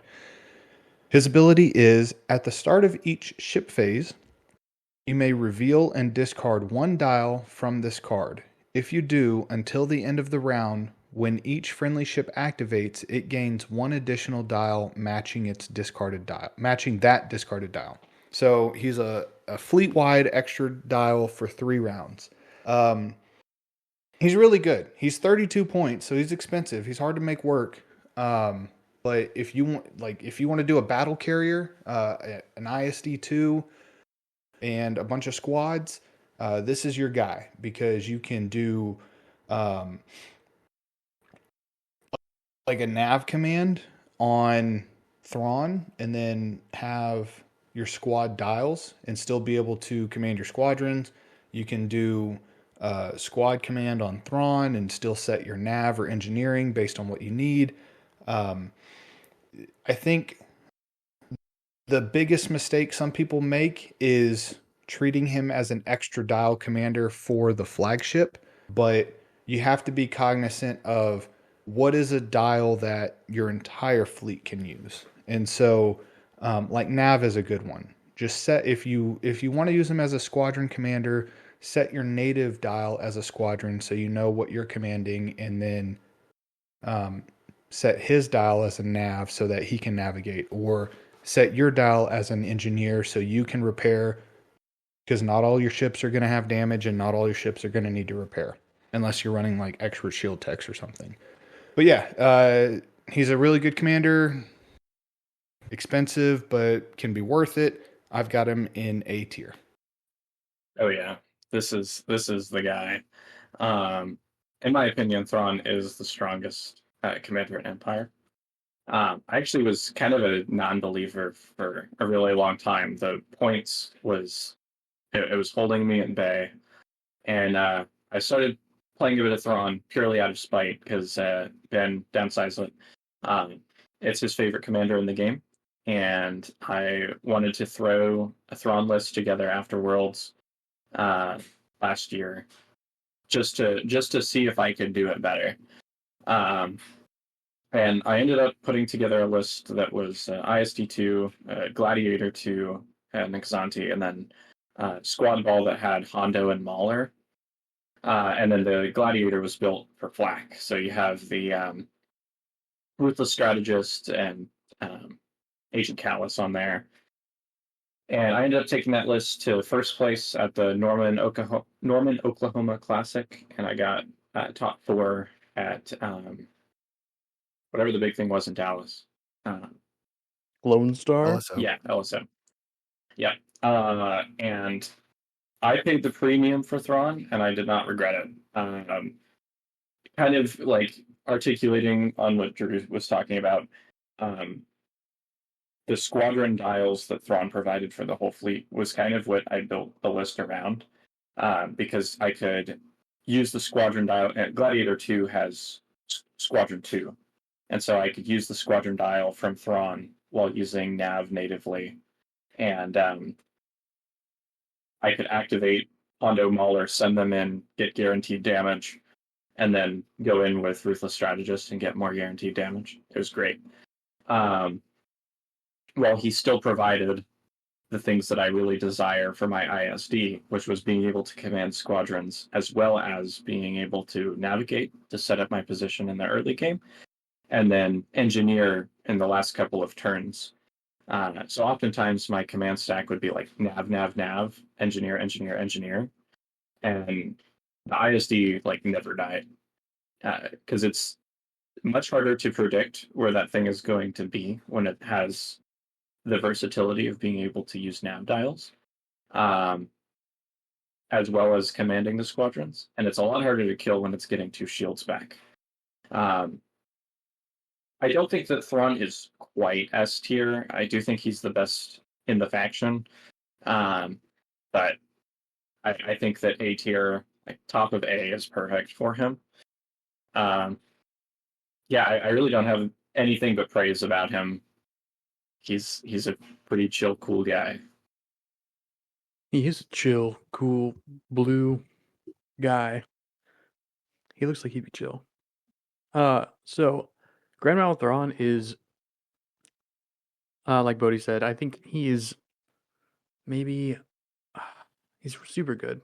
He's really good for new players, because you can fix your mistakes without asking for a mulligan on your dial if you planned it wrong. And like I don't know, whenever I was first playing Armada, there's a lot of officers that you have that like fix your mistakes. Like, oh, you can set this to a Confire dial if you forgot, or like you wanted this but you really wanted that. Those officers that you never use that we talked about in a previous podcast. So this guy kind of can do that, but also if things are rolling in the right direction, you can really put a lot of oomph behind what you're doing. So let's see. He's really good at allowing you to maneuver and confire at the same time. Usually, you're not necessarily trying to engineer, but you can maneuver and confire at the same time, which is super powerful. And then if you decide to bring squads, you can maneuver and do squads. And that does a lot to help you, one, win the squad war, but two, also put a lot of stress on the enemy's tokens. So you can throw your squads in, attack a ship, and force them to spend tokens, and then after they're done defending against 4, 5, 6 squads, then you can take your front arc shot with your ISD or something. And if you couple that with things like boarding troopers, it just becomes even more devastating. So Grand Admiral Thrawn increased in points from, I think, what was he, like 28 when he originally came out, I think, to 32, and I think it was well worth it. He deserved it, but he's still, like Akbar, he's still worth taking. So I have him in S tier, but I could see him in A tier. I didn't know that he got points increased. I thought he's always been 32. No, I think he did, didn't he? Let me look this up. I may be lying. Bodhi and I are Armada neophytes compared to some of you other fellas. He was designed by the 2016 World Championship winner, Josiah Burkhardsmeer. Right, let's see here. See if I can find him. While he's looking, I did want to reiterate that the best way to fly Thrawn is with a battle carrier, which I think you mentioned that at the beginning of your spiel, right? I did. Okay. Yeah, you can do some like concentrate fire stuff with like an MSU, and that's all fine and dandy. But the biggest strength is the versatility of being able to use squadrons, which is one of the strongest commands, and navigation, which is the strongest command. And those two combined is like its peak. Those are also words I said a lot in my spiel. Well, maybe I was playing Axis and Allies too. I invented a new word this Okay. morning. Oh yeah, was that Plagiarism. interesting? That's good, Jack. That's good. I might have to take that for myself. Okay. So I was wrong. I'll admit that. He was 32 points when he came out. Yeah. They just revised some of his wording to make it sound to make it easier to read and function essentially. But yeah, I think he's I would put him in S tier, right alongside where Sloan was. Old Ramadi was S tier, but I think he's A tier now. I agree. I don't know. I mean, I wouldn't hate him in S, but I think that he's got to like have a really good showing for me to move him up in my head. He hasn't won anything big yet. I think he could like if the best players took him. I think you'd see it. He's really good. I think Mac's a pretty good player. Mac is a good player. Guess I should start taking him. Yeah. Yeah. All right. Well, I think this will segue into Tarkin time. We got Grand Moff Tarkin. He's got at the start of each ship phase, you may choose one command. Each friendly ship gains a command token matching that command. He's 28 points. Well, Tarkin has been in the game for a really long time. He and Dodonna were in the core set together, and people have had a lot of time to mull over this effect. And after all of these years, I still have a hard time like breaking him over most other picks. I think Tarkin can do some really fun things. I myself enjoy kind of the Rube Goldberg like passing tokens around type of strategy. So I like Trench. But I think Grand Moff Tarkin falls flat in a couple of areas. The points cost for the amount of value that you get just isn't quite there. Like if you compare just straight up, like if you were to get Confire tokens every round at 28 points, and then compare that to Ramadi, who is letting you add a die for 28 points, you start to see kind of some of um, the fallbacks of bringing Tarkin. And he does have the versatility of being able to do all of the commands on any turn. He makes you functionally immune to raid, and then like a couple other strategies. But yeah, it's just not quite enough. I feel like if he was 20 points, I think, well, then he would compete with Ozzel because you could just take nav commands and get Ozzel's effect. But maybe like at 22, put him at the same price as Piet, and I think he could do some really interesting things. I actually think when Tarkin first came out, he was like 30 plus something points. And this buff, down to 28, still isn't enough to get him good. He's definitely the weaker of the two Tarkins and one of the weaker options in this faction. I think, let's see,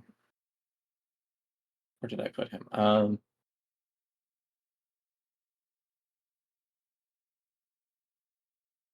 I cannot find him on the list that I made. C tier. Yeah. I think he's C tier.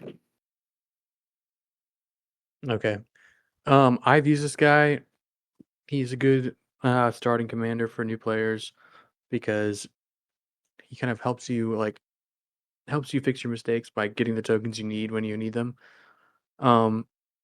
He does kind of like keep you from needing flotillas, so you can put like a bunch of instead of MSU, you can do like MMU with interdictors and victories, or like put in some larges in there as well. So you don't really need flotillas as much with this guy. But typically what happens is when you spend your tokens, you kind of spend them all at once. Whenever you're doing a round where you're getting shot and you're doing shooting, you're probably going to want to adjust your speed to get a more favorable position. You're probably going to want to get a reroll, and you're probably going to want to like gain a shield or move two shields. So a lot of times when you spend your tokens, you spend all of them. So the downside to this guy is you get your tokens at the beginning, and then throughout the game, you kind of wish you had more the whole time. So, like a similar commander to this would be Garm Bella Bliss from the Rebels, who I do like. I think I've said that already. Um, this guy is just not super functional when you get to a higher tier of play.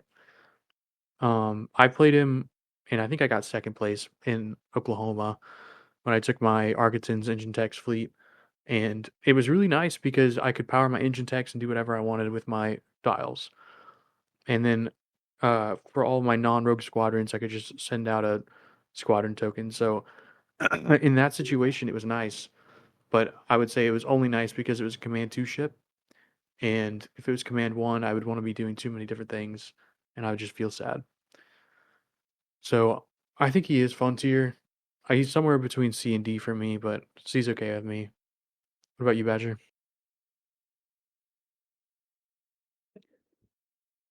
So yeah, he used to be 38 points, which is ridiculous. But I think, Jesus. yeah, I think one of the things that hurts him is it's so he's more flexible than the Gar version of Tarkin because you don't have to preset your commands. You get to pick whatever you need, whatever round. But how often is it that all of your ships need the same command in a round? It's not very often. The only thing I can think of is if you use him just to pass out Confire tokens in, like, again, an Arkaton's list for rerolls. But other than that, like, sure, maybe you give everybody a squad token, but not everybody's going to want to activate just one squad. Or you could do nav, but if you're doing a lot of nav tokens, you might as well just take Ozzel. The only thing he doesn't compete with Ozzel at, if he was at 20 points, was you would have to have a spot for his token. So Command 1 ships, Gazantes, Raiders, etc., or other ships that have max command tokens already wouldn't be able to take the token to slow down, whereas Ozzel doesn't have that problem. You just resolve the token effect during your maneuver speed. You don't have to have the actual token. So there are some, for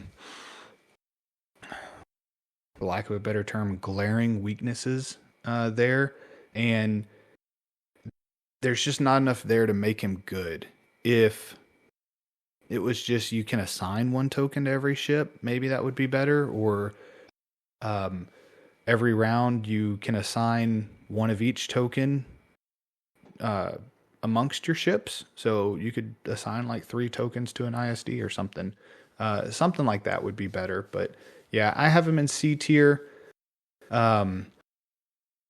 What if you could forego putting out tokens to just have a dial on your flagship? That would be a pretty cool effect. Oh, you mean like Gar Tarkin? Yeah, the superior token.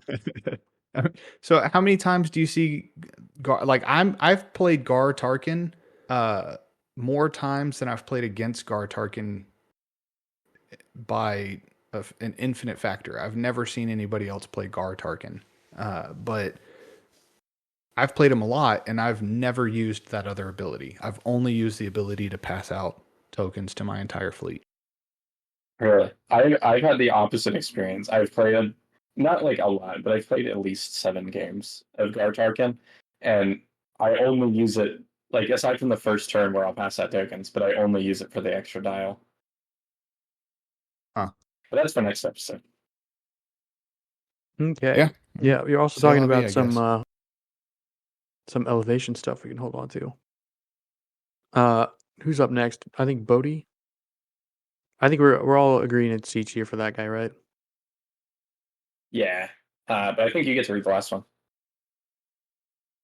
Last but definitely not least is Moff Gerard.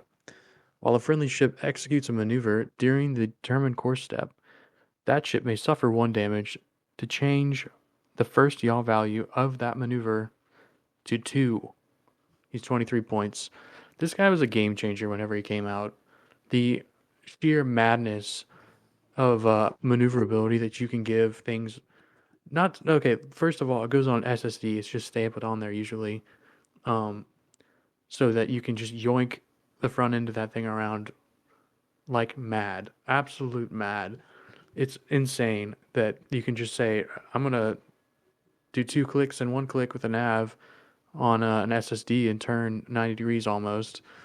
It's super scary coming at you, but the real frightening thing is on ISDs. These things should not be that maneuverable. It's just unholy what these things can do at speed 3 with a nav. They can come at your flank and just annihilate you from the side with bringing their front arc to bear. One of the most effective fleets I saw do this was just bringing, I think, Kuats and running at you at speed 3, and then with PDICs for damage mitigation, and then Governor Price or Darth Vader for rerolls and mitigation. They can just plant special crits on you if they want.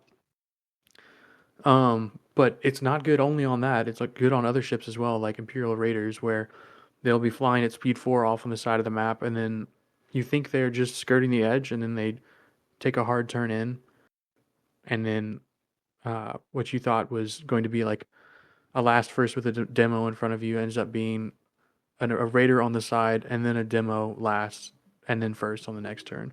So I'm getting a phone call. No idea what that is. Yeah. So How's your car's extended warranty doing? actually, my car got totaled recently. I was at a stoplight. This I'm is trying to reach you about the warranty. maybe, yeah. I was at a stoplight and just chilling, talking to my buddy from work that we were gonna go eat dinner, and truck hit us from behind and totaled my car. So, but it's fine. Everything is fine. Back to off to Gerard. Let's see. Yeah, he's super good. He's only 23 points. There is a trade-off where you suffer damage to do the thing, but what he's doing is so insane that you don't even notice that you lose a shield oftentimes. And it's especially good on the SSD. I don't know if that should be allowed. Feels illegal to me. But for Imperial players, excuse me, I think he's at least A tier. He's like a low S tier, high A tier for me. I'd put him in A tier though. Badger, you got up next. Yeah, I have him in A tier too. The kind of ships that want extra maneuverability, you're talking ISDs, SSD, maybe even an Architans, maybe even a Demolisher. You usually don't use all of their shields in a game. If they die, they usually die with a shield or two still on them, and so that's a shield you could have used for Gergerod, and maybe they would have survived. They make ISDs super wiggly because ISDs have a nav chart of at speed 3, 0, 1, and 1. And so you go from 0, 1, and 1, you take a nav dial, now you're at 2, 2, 1, or 2, 1, 2. Like, it's pretty crazy. Or even if you're at speed 2 with a nav dial, you're 2 and 2. You can bust a 90-degree turn. So, yeah, I think he's very good. I have never used him because I'm terrible at flying, and so he's just not my cup of tea. Maybe that needs to be my next pet project that I need to try him out. But that's pretty much all I have to say on him. Yeah, I'm glad we're in agreement for the last one of tonight. I also have him in A tier, and I really don't have many points that you guys haven't covered yet. I will say, Drew, try a double ISD with Gergerod. Jason Hewley flew it at Worlds, and I've kind of messed around with a Simoon version that brings take evasive action for even more just silly nav stuff, because I have a picture on my phone, the team that I flew it in. I deployed my ISDs kissing each other sideways in the deployment zone. And on turn 1, with Gergerod plus a nav dial plus this fleet command, they were able to go like straight ahead. which is just a stupid thing to be able to do because you get 2 at every click. He's the quintessential SSD commander. I don't think that there's any disagreement there. And then Drew, you also mentioned his power with Architons. I think the biggest weakness of Architons is their nav chart. That's part of the reason why I struggle with them so much. Never put them on the table. I'd like 2 more, but the thing that holds me back is the nav chart. And Jerdrod basically just lets you ignore that. And he kind of turns them into like weird consular nav charts. I definitely think that with all of the other ships in the game, he's a little bit less powerful.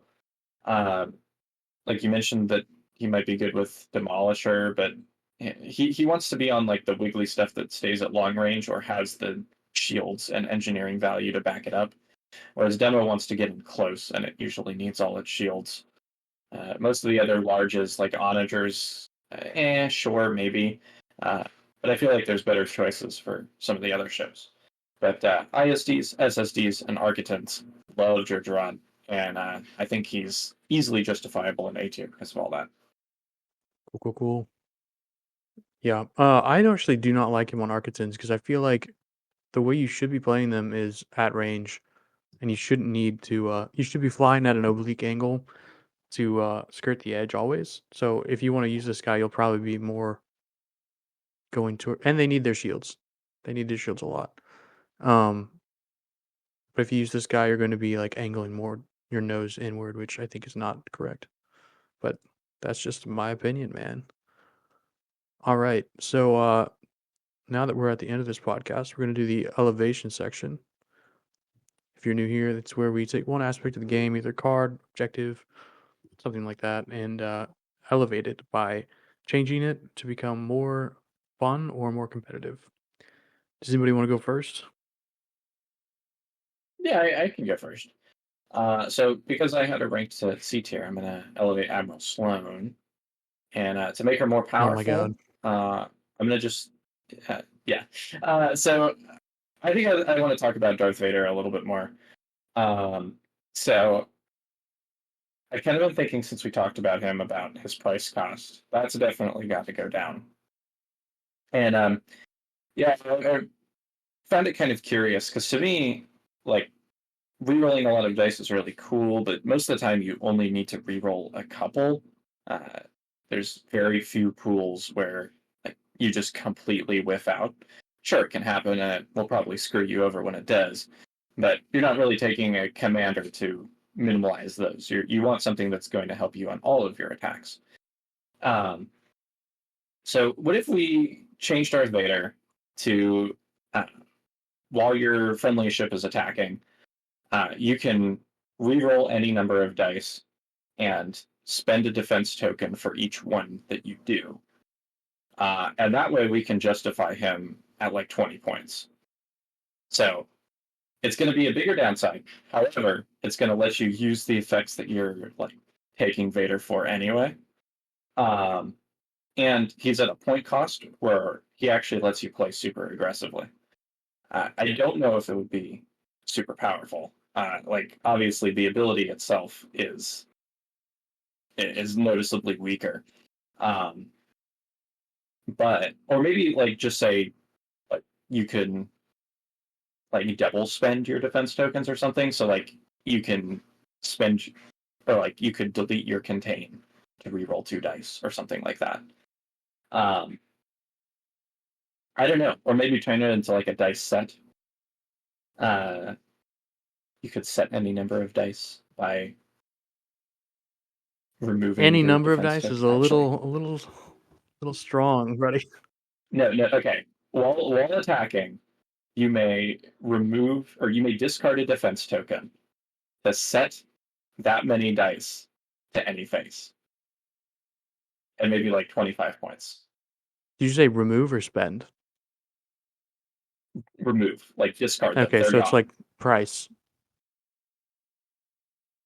No, because instead of spending shields that you can engineer back, like this is a permanent thing. Okay. I like it. I That'd know. be an interesting combination with the aforementioned, what was it, Sovereign? No, Devastator, because you Yeah. could roll your dice pool, spend all of your tokens, and then add in 4 more blues. if you if you got SW7s, that's 4 guaranteed more damage there. So maybe you just spend, I don't know, 2 of your defense token and add in 2 more blues. That'd be a spicy. I like it. You know, you got 4 doubles and 8 blue diamonds, 4 double reds and 8 blue diamonds. Okay, so 12 guaranteed damage with SW7s. Yeah, yeah. Okay, Or maybe I'm a bit coping a bit. I mean, but then you've got a defenseless ISD, so That's true. better That's be a true. better So like you're killing better be a something, speed 3 but to then run it's gonna away. die. Yeah. Maybe. So I I mean, don't know. unless you're speed 3. I definitely think it would be like a fun. It I could definitely see it being either really fun or like old Anakin levels of toxic. But at least it would be cooler than what we have now. I agree. All right. So for my elevation, I'm just kidding. Are we ready to move on? Yeah, no, that's all I got. I just figured we'd end on a high note with you and I agreeing on something. For my elevation, there's a couple I want to do. But I'll just pick one. I kind of liked my brainstorming idea of General Taggy, whatever. Um, that it doesn't have to be 2 non-consecutive round tokens. I think that maybe that would help bring him to a usable, a playable level.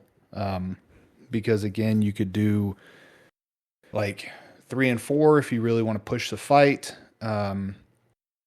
Especially with like Architens and TRCs, you shoot, then you discard your evades to stay alive, and then yeah, I like it. That's all I got. Okay. Okay, for mine, you're gonna have to hear me out here. For Emperor Palpatine, ooh, my ears. Emperor Palpatine. Uh, so what I would like to do is turn Emperor Palpatine into something similar to Mercy Mission, where you really want to protect this guy. You don't want him to die, right? This is thematic. So at the end of the game, if he is in your deployment zone where you started, then you get, let's say, 20 points. So that kind of like buys back his cost, his high cost, right? And then the other thing is, instead of his weird ability like Intel, you just pick 2 non-consecutive round tokens, and then you'll pick a defense token, and then underneath his card you'll place the defense token and the round token. So the other player won't know until the round comes up what defense token that's going to be. And so it's kind of like an I have foreseen it thing where you foresee what they're going to do, you're going to unveil it, they can't do it, and it can't be spent. So if you were to like toss it by some other means, like agate, then you could do it. You could discard it. But if you were just going to spend it, you can't do that. So it's like a super accuracy. And yeah, I maybe just keep his points where he's at, and then do the alternate reverse mercy mission where the enemy knows where you're probably going to be in your base, and so they may come and hunt you down and kill you. And I think that solves a little bit of a problem in Armada where people have a lifeboat and they are just on the edge of the map, not doing anything. So this would instead incentivize people to, I don't know, not have their ship on the edge of the map in the middle of nowhere. It could do that and then come back to the deployment zone, or it could stay away. But I like that idea. I don't know what you guys think, but that's my elevation.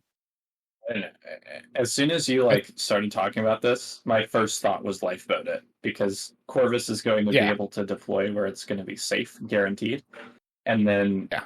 you can either just have it drop to speed 0, or then you just like turn it back because of the insane turn like speed 2 nav chart, and so it can like Yeah, jump I'm back okay into with your that. deployment But zone. the enemy is going to know where it's going to be near the end of the So game.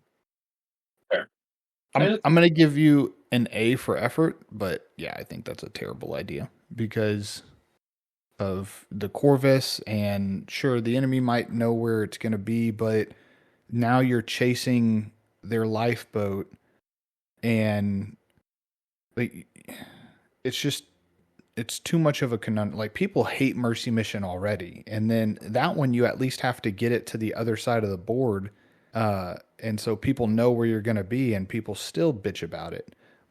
But yeah, putting it on Corvus and then deploying all your shit, and then basically, like, if you deploy your whole fleet on the left side of the board facing to the right, and then you deploy Corvus on the right side of the board facing left, now they have to fight through your whole fleet, or else they lose.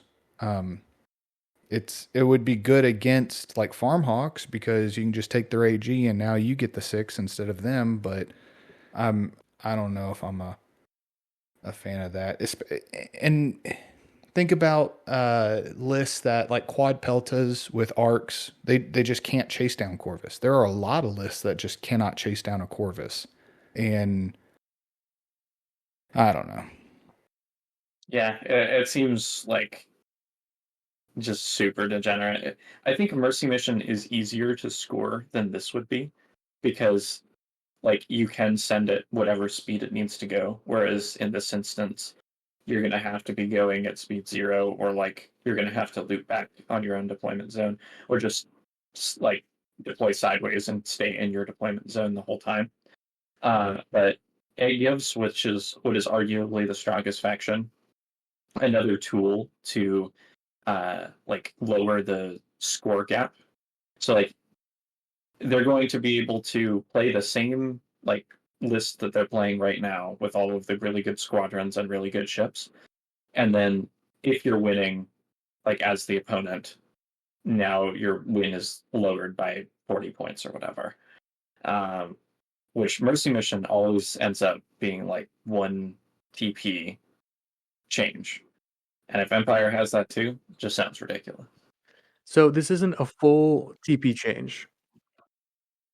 Well, neither is Mercy Mission, but the only thing I can make this like viable is if he was large ship only. If you had to put him on a large ship. Yeah, but then it seems like really bad because you're not going to want to keep your large ship going speed 0 in your deployment zone. Yeah, you're damn right you're not.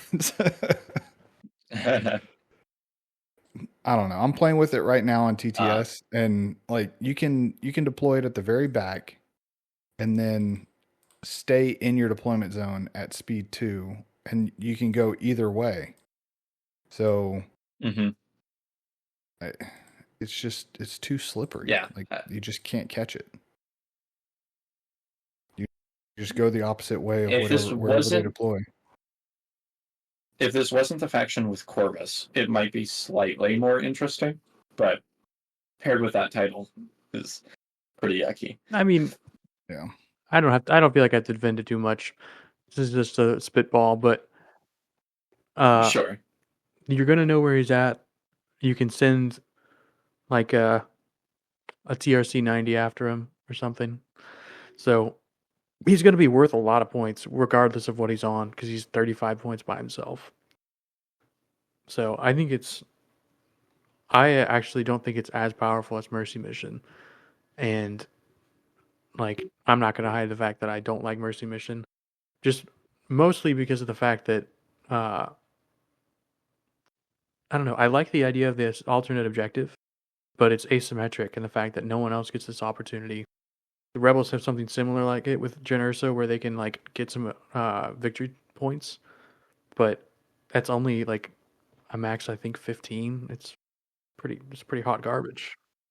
Well, you get the objective or the victory token, or an objective token or something like that, right? You don't actually score points.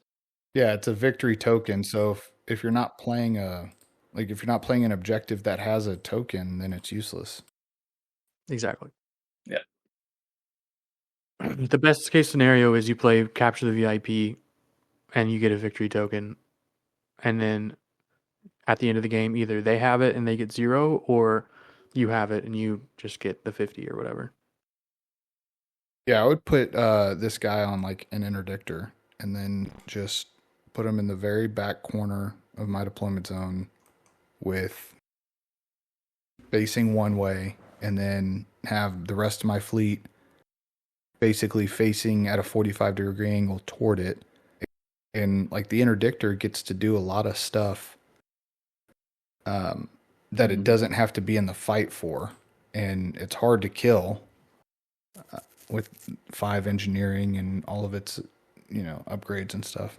So I don't know. Maybe it could be interesting. I think it definitely shouldn't be on a small ship. All right, fair enough. Well, thank you everyone for listening to this podcast. If you would like to follow along and make your own tier list, you can find the link below or search online for Star Wars Armada Commander tier list. I think the Command Stack guys put this one together. So thank you for listening again. Please like the video on YouTube, give it a share, and then hopefully I get around to fixing the Spotify. I don't really know what's going on with that, but yeah, we appreciate you. And if you guys have an elevation, you guys can put it in the Armada Hub and the Hot Takes channel, maybe. I don't know. Maybe they won't like that. We'll see. I don't know. Ping us. Call us in there.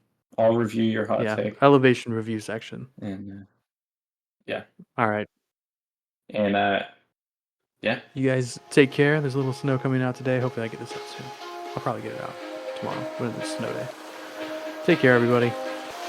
Keep playing Armada.